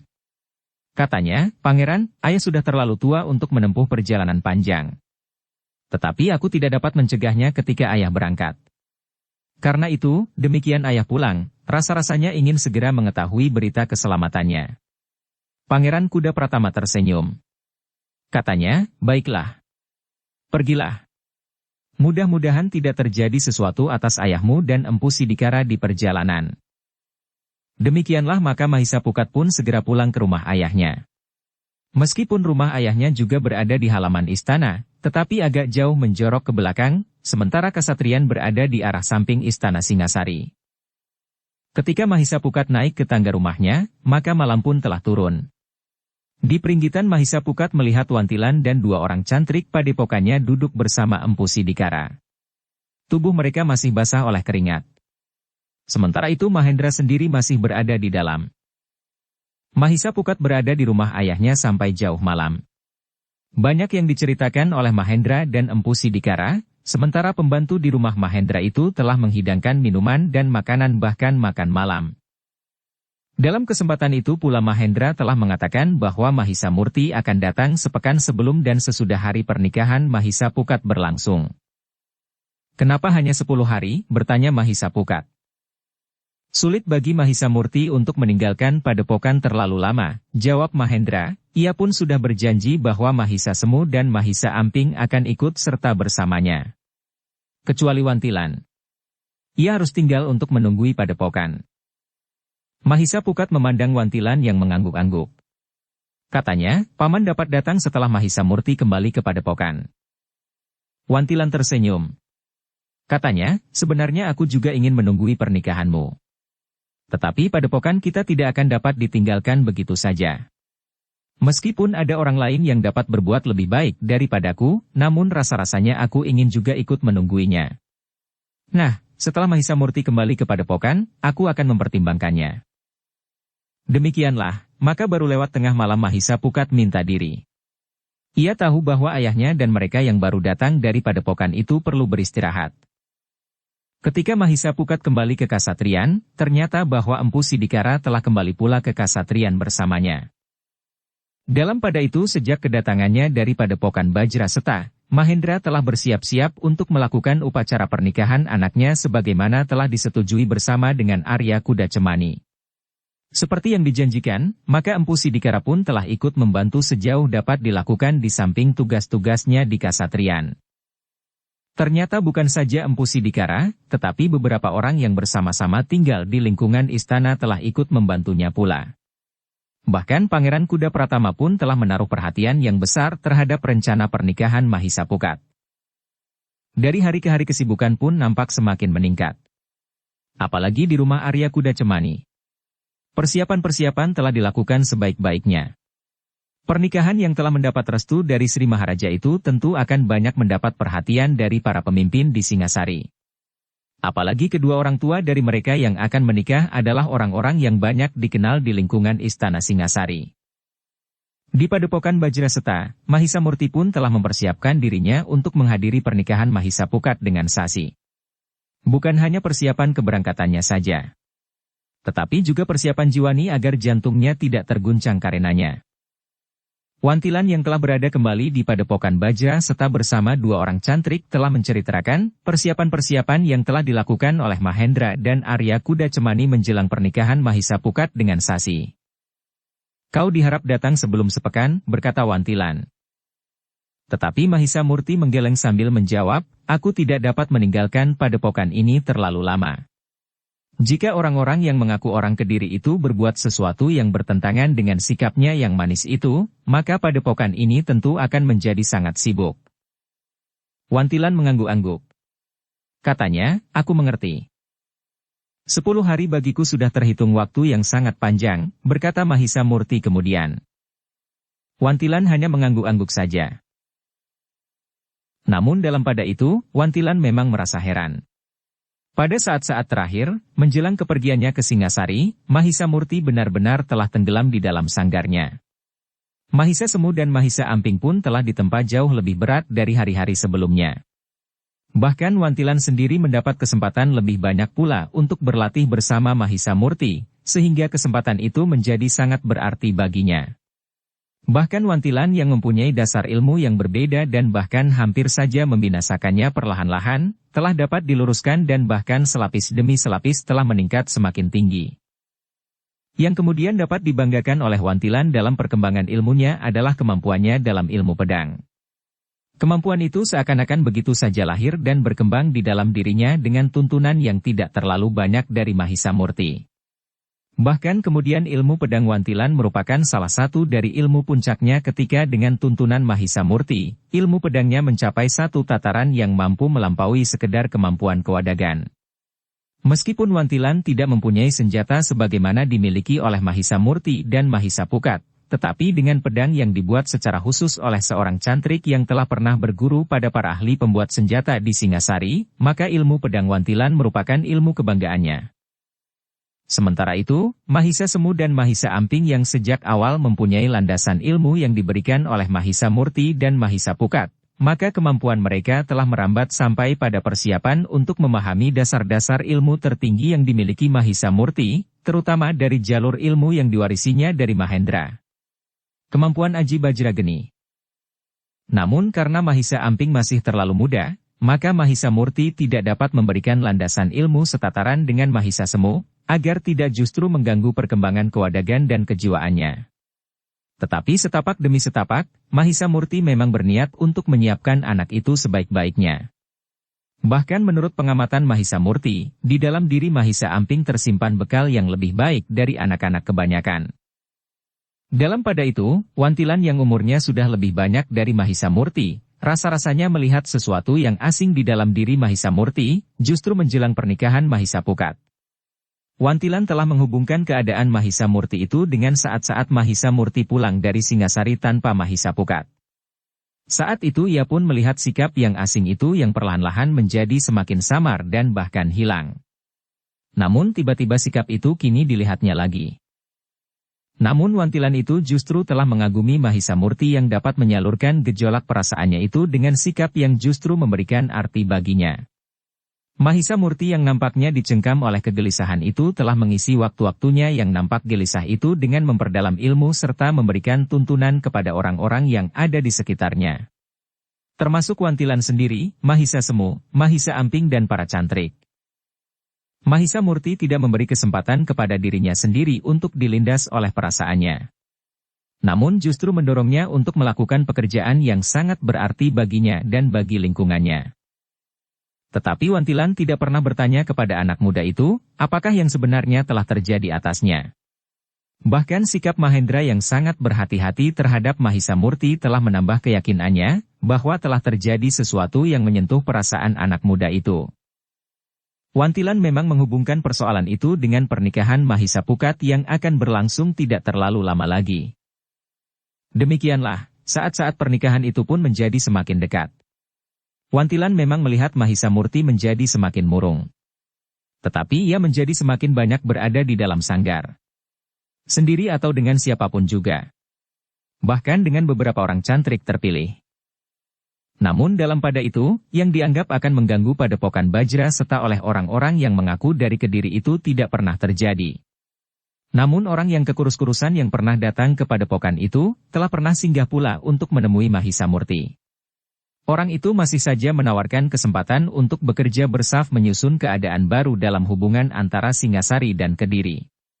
Namun seperti sebelumnya, Mahisa Murti sama sekali tidak tergerak hatinya. Bahkan Mahisa Murti itu berharap agar orang itu tidak kembali lagi ke padepokannya. Orang yang bertubuh kekurus-kurusan itu menjadi termangu-mangu karenanya. Dengan nada rendah ia berkata, "Anak muda. Sama sekali tidak ada niatku untuk menipumu. Aku berkata sebenarnya bahwa masa depan tanah ini tergantung pada keberhasilan perjuangan kami." Namun Mahisa Murti itu pun menjawab, "Kisanak. Kedudukan kami sekarang sudah cukup baik bagi kami. Kami tidak ingin mendapat lebih banyak lagi." "Anak muda," berkata orang itu, "setiap orang tentu memiliki cita-cita. Setiap orang ingin mendapat lebih dari yang pernah didapatkannya. Karena itu, kau yang masih muda, tentu ingin mencapai sesuatu yang lebih tinggi dari yang telah ada di tanganmu sekarang." "Kau benar Kisanak. Tetapi yang aku tidak sependapat adalah cara yang kau tawarkan kepadaku. Pada dasarnya aku tidak ingin menjadi pemberontak. Mungkin ada sesuatu yang tidak sesuai dengan jalan pikiranku sekarang ini yang terjadi di Singasari, tetapi jika aku menghendaki perubahan, aku tidak akan mempergunakan cara sebagaimana kau tawarkan." Orang yang bertubuh kekurus-kurusan itu mengangguk-angguk kecil. Tetapi ia masih saja menahan diri. Katanya, "Baiklah anak muda. Mungkin kau masih belum mengerti sepenuhnya maksud dari perjuangan kami. Tetapi aku yakin bahwa pada suatu saat kau akan mengerti." "Kisanak," berkata Mahisa Murti, "aku minta, kau jangan kembali lagi kemari, karena itu hanya akan membuang-buang waktu saja. Pendirianku tidak akan pernah goyah." Tetapi orang yang bertubuh kekurus-kurusan itu berkata, "Aku akan minta diri. Tetapi aku yakin, bahwa pada suatu saat kau akan mengerti." Mahisa Murti menggeleng sambil menjawab, "Jangan kau berharap, karena sebenarnya lah bahwa aku sudah mengerti apa yang kau maksud dengan perjuangan. Menurut pendapatku, yang kau maksud dengan perjuanganmu itu tidak lebih dari sebuah pemberontakan. Baik terhadap Singasari, maupun terhadap Kediri sendiri." Orang itu menarik nafas dalam-dalam. Tetapi Mahisa Murti menyadari bahwa orang itu sedang menahan diri karena jantungnya telah bergejolak. Namun orang itu berusaha tersenyum sambil berkata, "Baiklah anak muda. Aku mohon diri. Aku akan berdoa bagimu, agar kau segera menyadari kedudukanmu. Kau mempunyai kekuatan untuk menggapai satu wujud kehidupan yang baru yang jauh lebih baik dari sekarang.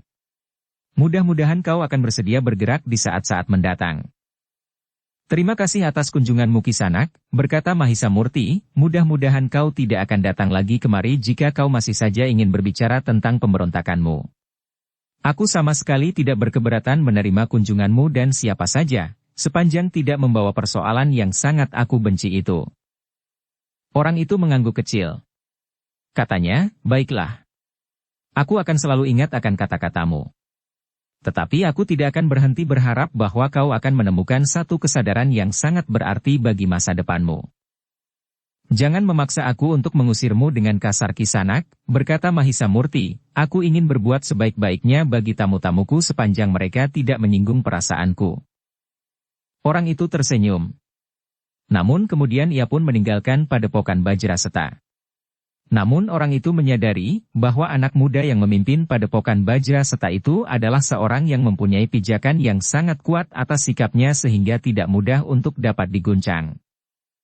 Demikianlah, sepeninggal orang itu maka Mahisa Murti pun menarik nafas dalam-dalam.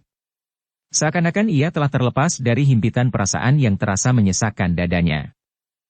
Pada saat-saat terakhir, perasaan Mahisa Murti terasa agak terganggu.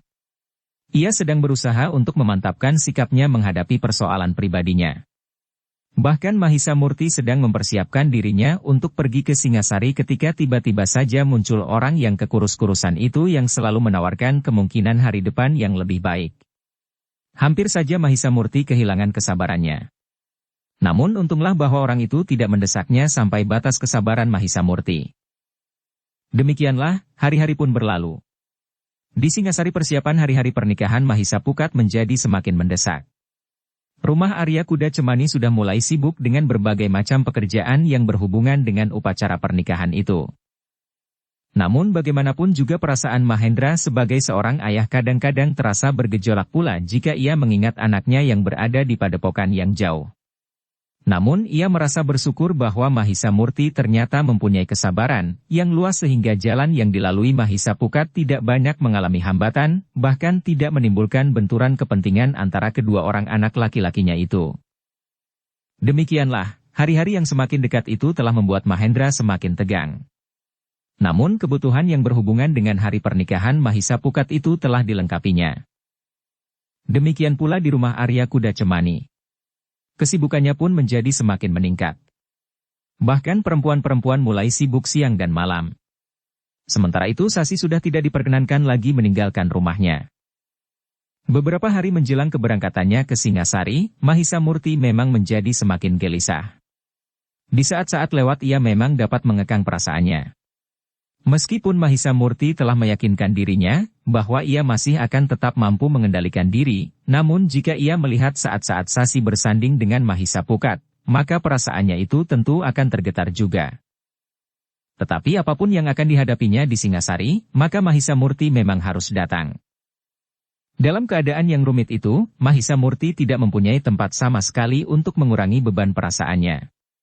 Ia masih belum dapat mengatakannya kepada Wantilan.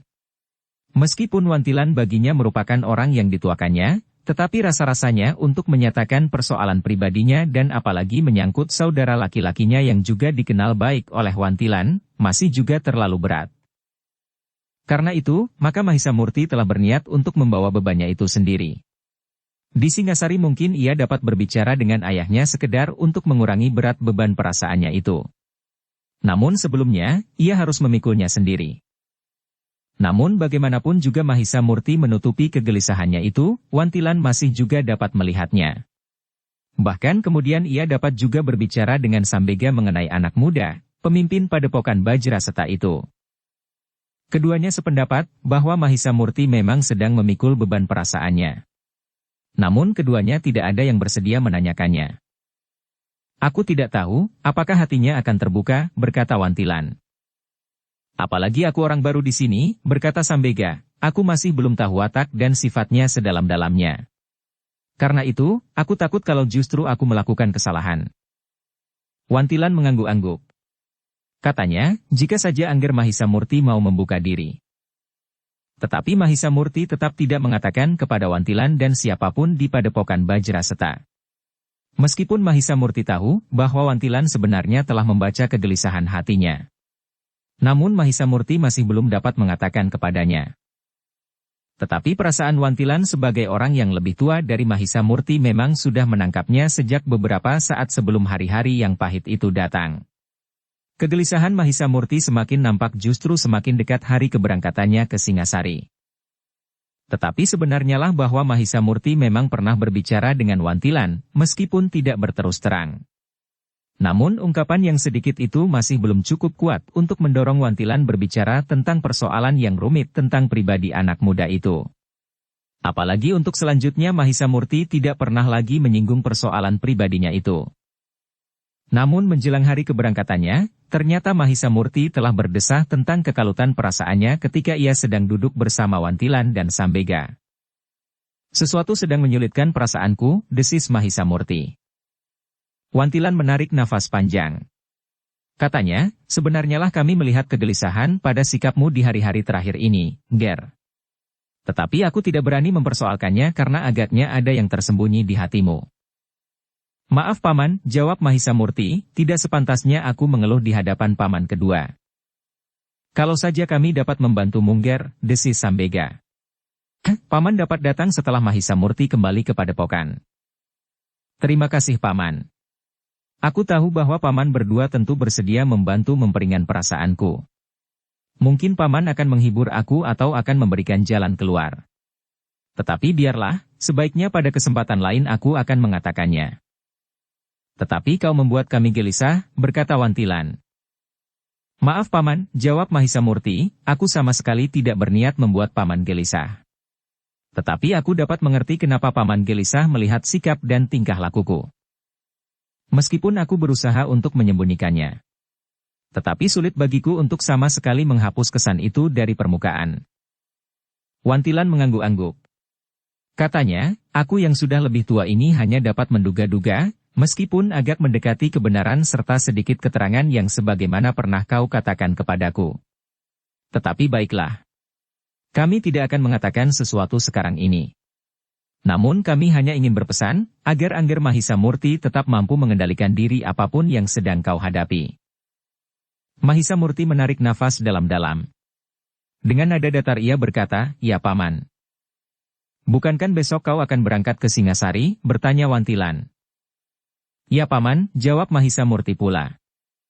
"Baiklah. Kau akan tetap sebagaimana kau sekarang, kemarin dan dahulu. Kau adalah seorang anak muda yang mampu menguasai diri. Kau tidak mudah hanyut oleh arus perasaanmu. Tetapi kau mampu mencari keseimbangan antara nalar dan perasaanmu itu." Mahisa Murti mengangguk-angguk. Namun ia pun telah menduga-duga, apakah Wantilan benar-benar telah meraba persoalannya dengan tepat. Namun malam itu Mahisa Murti telah minta Mahisa Semu dan Mahisa Amping untuk bersiap-siap karena esok mereka akan pergi ke Singasari. Berbeda dengan Mahisa Murti yang menjadi murung, maka Mahisa Semu dan Mahisa Amping menjadi gembira sekali. Mereka akan mendapat kesempatan untuk pergi ke Singasari dan menyaksikan Mahisa Pukat yang akan menikah. Karena itu, justru karena mereka seakan-akan tidak sabar lagi menunggu sampai esok, maka keduanya tidak segera dapat tidur. Mahisa Murti malam itu pun sulit untuk dapat memejamkan matanya namun karena alasan yang berbeda. Demikianlah, pagi-pagi sekali, mereka bertiga sudah mempersiapkan diri. Mahisa Semu dan Mahisa Amping sebelum terang tanah, sudah mandi dan berpakaian rapi. Mereka juga membawa sebungkus pakaian mereka yang terbaik, yang akan mereka kenakan saat pernikahan Mahisa Pukat. Menjelang ajar menyingsing maka mereka bertiga sudah selesai dengan makan pagi. Setelah beristirahat sambil minum minuman hangat, maka mereka pun segera minta diri kepada seisi padepokan untuk berangkat ke Singasari. "Berhati-hatilah," pesan Wantilan, perjalanan Ki Mahendra dengan Angger Mahisa Pukat serta perjalanannya kemudian bersama Empu Sidikara mengalami hambatan. Tetapi Mahisa Murti menjawab, "Namun perjalanan Paman dari Singasari bukankah tidak mengalami hambatan apapun?" "Ya," Wantilan mengangguk-angguk. Lalu katanya, "Mudah-mudahan perjalanan Angger juga tidak mengalami hambatan." Mahisa Murti mengangguk kecil sambil berkata, "Doa Paman serta seisi padepokan Bajra Seta yang aku minta." Wantilan menarik nafas dalam-dalam sambil berkata, "Kami akan selalu berdoa Angger." Sebenarnya lah bahwa Wantilan dan Sambega melepas Mahisa Murti dengan jantung yang berdebaran bukan karena mereka mencemaskan keselamatan Mahisa Murti di perjalanan. Mereka tahu bahwa Mahisa Murti adalah orang yang berilmu tinggi, sementara Mahisa Semu pun telah disiapkan untuk mewarisi ilmu yang tertinggi itu pula. Bahkan Mahisa Amping yang kecil itu sudah memiliki bekal cukup di perjalanan. Namun yang menggelisahkan Mahisa Murti justru keseimbangan penalaran dan perasaan Mahisa Murti menghadapi kenyataan di Singasari. Karena menurut dugaan Wantilan, kemurungan Mahisa Murti tentu ada hubungannya dengan pernikahan Mahisa Pukat. Demikianlah, sebelum matahari terbit, ketiga orang itu pun telah meninggalkan padepokan Bajra Seta. Jalan-jalan yang mereka lalui masih sepi. Tetapi mendekati padukuhan yang besar di ujung bulak panjang, maka mulai nampak dua orang lewat sambil membawa obor. Mereka adalah orang-orang padukuhan kecil terdekat yang akan pergi menjual hasil kebunnya ke pasar. Tetapi obor belarak itu pun segera dipadamkan, karena langit telah menjadi semakin terang. Mahisa Murti, Mahisa Semu dan Mahisa Amping itu pun melarikan kuda mereka di segarnya udara pagi. Seperti biasa, Mahisa Amping selalu berada di paling depan. Di belakangnya Mahisa Semu sekali-sekali menyusul dan melarikan kudanya di sebelah Mahisa Amping. Namun kemudian Mahisa Amping telah mendahuluinya lagi beberapa langkah. Mahisa Murti mengikuti keduanya pada jarak tertentu. Jika keduanya menjadi semakin jauh, maka Mahisa Murti pun melarikan kudanya lebih cepat. Tetapi jika jaraknya menjadi terlalu dekat, maka Mahisa Murti telah memperlambat kudanya pula. Di sepanjang perjalanan Mahisa Murti berusaha untuk tidak mengecewakan kedua orang anak itu. Itu pun berusaha nampak gembira seperti Mahisa Semu dan Mahisa Amping. Dengan demikian maka perjalanan itu merupakan perjalanan yang menyenangkan bagi kedua orang anak muda itu. Udara terasa segar sementara jalan tidak terlalu ramai. Namun semakin jauh mereka menempuh perjalanan, maka matahari pun merambat semakin tinggi di langit. Panasnya mulai terasa gatal di kulit. Namun Mahisa Amping masih saja berpacu di depan. Tetapi sekali-sekali ia pun berhenti menunggu Mahisa Semu dan Mahisa Murti. Ketika kemudian matahari sampai di puncak langit, maka Mahisa Amping mulai merasa haus. Mahisa Murti yang melihat keadaannya, telah mengajaknya berhenti di sebuah kedai yang terletak di sebelah pasar yang sudah mulai menjadi sepi. Namun masih juga ada sebagian di antara para pedagang yang menunggu orang-orang yang agak kesiangan pergi berbelanja. Jika Mahisa Murti pergi dan kembali dari Singasari, ia sudah sering melihat kedai itu. Tetapi selama ini ia belum pernah singgah di kedai itu. Kedai yang nampaknya cukup besar dan cukup ramai dikunjungi orang. Seperti beberapa buah kedai yang lain, maka ada orang yang khusus melayani para penunggang kuda jika mereka memesan makan dan minum bagi kuda mereka. Demikian pula di kedai itu. Seorang anak muda telah siap memberikan minum dan makan bagi kuda Mahisa Murti, Mahisa Semu dan Mahisa Amping. Sementara itu, maka ketiga orang itu pun telah naik dan masuk ke dalam kedai itu. Ternyata di dalam kedai itu telah duduk beberapa orang yang datang lebih dahulu. Sekelompok anak muda duduk di sudut kedai itu. Mahisa Semu yang sempat menghitungnya berdesis, 5 orang anak muda itu minum tuak. Mahisa Murti menarik nafas dalam-dalam. Katanya, mereka tidak tahu apa yang mereka lakukan. Mahisa Semu mengangguk-angguk kecil. Namun kemudian Mahisa Murti pun berkata, "Sudahlah. Jangan terlalu lama memperhatikan mereka. Anak-anak itu akan dapat menjadi salah paham." Mahisa Semu mengangguk-angguk. Sambil duduk ia pun berkata, "Apakah mereka tidak akan mabuk?" "Mungkin mereka hanya minum sedikit," jawab Mahisa Murti. Mahisa Semu tidak bertanya lagi. Ia mulai memperhatikan makanan yang disediakan di kedai itu. Bahkan Mahisa Amping sempat berdiri di depan geledek bambu untuk melihat-lihat jenis makanan yang tersedia. "Panggil adikmu," desis Mahisa Murti. Mahisa Semu pun kemudian telah mendekati Mahisa Amping dan menariknya, membawanya duduk bersama Mahisa Murti. Sejenak kemudian, maka Mahisa Murti pun telah memesan minuman dan makanan kepada pemilik kedai yang ternyata tidak begitu ramah bagaimana pemilik kedai yang pernah disinggahinya di sepanjang jalan ke Singasari. Tetapi Mahisa Murti tidak menghiraukannya. Yang penting baginya, mereka dapat mengobat lapar dan haus. Demikian pula kuda-kuda mereka. Sementara itu, anak-anak muda itu masih saja minum tuak. Sebagaimana dilihat oleh Mahisa Murti, maka di kedai itu memang disediakan tuak. Agaknya para pembeli tidak pernah dibatasi, berapa saja mereka akan membeli, minum dan kemudian mulai mabuk. Tetapi agaknya hal yang demikian sudah terbiasa terjadi di kedai itu. Beberapa orang lain yang duduk minum dan makan sama sekali tidak menghiraukan mereka. "Lihat, Mahisa Semu," berkata Mahisa Murti, "anak-anak muda itu mulai menjadi mabuk." Mahisa Semu mengangguk-angguk, sementara Mahisa Amping menjadi heran melihat mereka yang mulai tertawa-tawa dan berbicara ke sana kemari tanpa ujung pangkal. Namun Mahisa Murti telah memperingatkan kedua adik angkatnya itu sekali lagi, jangan memandangi mereka seperti itu. Nanti kalian akan dapat memancing persoalan. "Hanya karena dipandangi?" bertanya Mahisa Amping. "Ya. Apalagi jika mereka menjadi mabuk. Kesadaran mereka tidak lagi dapat dikendalikan, sehingga mereka akan berbuat apa saja sesuai dengan gejolak perasaannya," jawab Mahisa Murti. Mahisa Semu dan Mahisa Amping mengangguk-angguk, meskipun di luar sadar, sekali-sekali keduanya berpaling juga kepada mereka. Namun ketika minuman dan makanan dihidangi maka Mahisa Semu dan Mahisa Amping memang tidak lagi menghiraukan beberapa orang anak muda itu lagi. Mereka sibuk dengan minuman hangat dan makanan yang mereka pesan. Namun dalam pada itu, ketika pembantu pemilik kedai itu menghidangkan minuman yang dipesan lagi oleh Mahisa Amping yang kehausan, maka Mahisa Murti pun berdesis, "Kisanak. Anak-anak muda itu sudah mulai menjadi mabuk.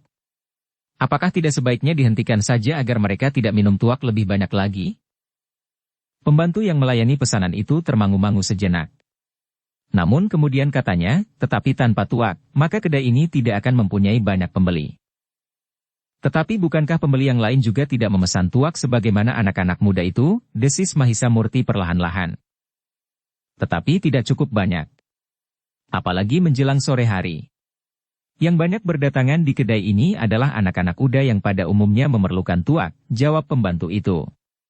Jika demikian, maka kedai ini akan dianggap kurang baik bagi kebanyakan orang, berkata Mahisa Murti, kalian menarik pembeli dari golongan anak-anak muda yang sering mabuk tuak. Tetapi kalian akan kehilangan pembeli lain yang tidak senang melihat anak-anak muda sekedar bermabuk-mabukan sementara orang lain bekerja keras untuk kepentingan masa depannya dan masa depan keluarganya. Tetapi ini adalah kebijakan pemilik kedai ini, Kisanak, jawab orang itu. Mahisa Murti memang tidak banyak berbicara lagi. Ia pun kemudian lebih banyak memperhatikan minuman dan makanannya sendiri sebagaimana Mahisa Semu dan Mahisa Amping. Namun Mahisa Murti terkejut ketika kemudian tiba-tiba saja mendengar anak-anak muda yang sudah mulai mabuk itu tertawa hampir berbareng. Ketika Mahisa Murti, Mahisa Semu dan Mahisa Amping berpaling, maka mereka melihat anak-anak muda itu justru memandangi mereka. Bahkan di antara mereka adalah pemilik kedai itu. Mahisa Murti termangu-mangu sejenak. Namun pemilik kedai itu berkata lantang, nah, lihatlah betapa alimnya orang-orang itu. Mereka mencela kalian yang minum tuak di kedaiku ini. Mahisa Murti memang terkejut. Ia tidak mengira bahwa pemilik kedai yang agaknya mendengar laporan tentang persoalan yang dikatakannya telah langsung mengambil langkah sesuai dengan kebijaksanaannya itu. Mahisa Murti memang menyesal bahwa ia telah mencampuri persoalan pemilik kedai itu. Tetapi hal itu sudah terlanjur dilakukannya. Ketika Mahisa Murti memandang pembantu yang diajaknya berbicara tentang anak-anak muda yang membeli tuak di kedai itu, orang itu menundukkan kepalanya. Sementara itu Mahisa Semu berdesis, pembantu itu agaknya telah mengatakannya kepada pemilik kedai ini. Mungkin maksudnya baik. Mungkin ia sependapat dengan pendapatku dan menyampaikannya kepada pemilik kedai itu. Tetapi pemilik kedai itulah yang ternyata telah menentukan kebijaksanaan dan tidak mau terubahnya, sahut Mahisa Murti. Mahisa Semu mengangguk-angguk, sementara Mahisa Amping masih sibuk menyuapi mulutnya. Tetapi kemudian ia pun bertanya, apa maksud pemilik kedai itu? Entahlah, jawab Mahisa Murti yang mencoba untuk tidak menghiraukan lagi sikap pemilik kedai dan anak-anak muda yang mulai mabuk itu. Tetapi pemilik kedai itu ternyata tidak berhenti sampai sekian. Ia masih berkata lagi, kehadirannya telah merusak ketenangan langganan-langgananku. Apakah kita harus mengusirnya? Bertanya seorang anak muda yang juga sudah mulai mabuk. Terserah kepada kalian, berkata pemilik kedai itu, tetapi jangan rusakkan perabot kedaiku ini. Anak muda itu tertawa. Sementara Mahisa Murti memang menjadi berdebar-debar. Sebenarnya ia tidak ingin menimbulkan persoalan. Tetapi ia tidak mengira bahwa pemilik kedai itu merasa tersinggung oleh pendapatnya yang dikatakannya kepada pembantunya. Namun untuk sementara Mahisa Murti masih duduk diam. Ia masih sempat menelan makanan yang dikunyahnya meskipun ia menjadi gelisah. Sementara itu, dua orang anak muda telah bangkit berdiri. Tetapi keseimbangan penalarannya agaknya sudah terganggu. Perlahan-lahan keduanya mendekati Mahisa Murti yang masih duduk di tempatnya. Ternyata beberapa orang yang ada di kedai itu tidak menghiraukan apa yang terjadi. Agaknya sikap anak-anak muda itu sudah sangat sering dilihatnya sehingga sudah menjadi terbiasa bagi mereka. Kedua orang anak muda itu pun kemudian berdiri di belakang Mahisa Murti. Sambil tertawa seorang di antaranya berkata, Kisanak. Jika kau tidak senang melihat kebiasaan kami, sebaiknya kau pergi saja. Jangan seseorang seperti seorang yang arif dan mengetahui baik dan buruk dengan sempurna. Mahisa Murti benar-benar tidak ingin membuat keributan, karena itu, maka ia pun berkata, baiklah. Kami akan pergi. Ternyata kau cukup bijaksana, berkata salah seorang dari kedua orang anak muda yang sudah mulai mabuk itu. Mahisa Murti memang bangkit berdiri. Ia memberi isyarat kepada Mahisa Semu dan Mahisa Amping. Apalagi mereka sudah cukup minum dan makan, sehingga mereka akan dapat meneruskan perjalanan mereka ke Singasari. Kepada pemilik kedai yang masih berada di antara anak-anak muda yang mulai mabuk itu Mahisa Murti bertanya, berapa keping aku harus membayar? Pemilik kedai itu tertawa kecil. Katanya, aku senang kau singgah di kedaiku Kisanak. Tetapi lain kali kau tidak usah sesorak seperti itu. Kau tidak berwenang untuk merubah kebijaksanaanku, karena kedai ini adalah kedaiku. Baik Kisanak, jawab Mahisa Murti, tetapi berapa aku harus membayar? Kali ini kau mendapat perlakuan khusus. Kau tidak usah membayar asal kau cepat pergi, jawab pemilik kedai itu. Wajah Mahisa Murti menjadi merah sesaat. Ia merasa tersinggung oleh kata-kata itu. Apalagi ketika kemudian terdengar anak-anak muda itu tertawa meledak. Bahkan beberapa orang lain di kedai itu tertawa pula. Mahisa Murti menarik nafas dalam-dalam. Ia mencoba untuk mengendapkan perasaannya yang mulai bergejolak. Namun Mahisa Murti masih berusaha untuk menahan diri. Tetapi di luar dugaan, maka Mahisa Amping justru berkata, "Bukankah kebetulan sekali, Kakang? Kita tidak usah membayar harga minuman dan makanan yang sudah kita makan dan kita minum. Lain kali kita datang lagi ke kedai ini dan sesorah lagi. Nah, kita akan mendapat perlakuan khusus dan tidak perlu membayar lagi." "Pest," Mahisa Semu berdesah. Tetapi anak itu justru menjawab, "Bukan salah kita. Bahkan jika kita membawa sebungkus besar makanan, maka kita tidak akan membayarnya." Mahisa Murti termangu-mangu sejenak. Sementara Mahisa Semu yang mengetahui maksud Mahisa Murti agar tidak timbul keributan, telah menggandeng Mahisa Amping dan menuntunnya keluar. Bersambung ke bab 177. Dukung kami dengan subscribe, follow, like, komen dan share. Terima kasih.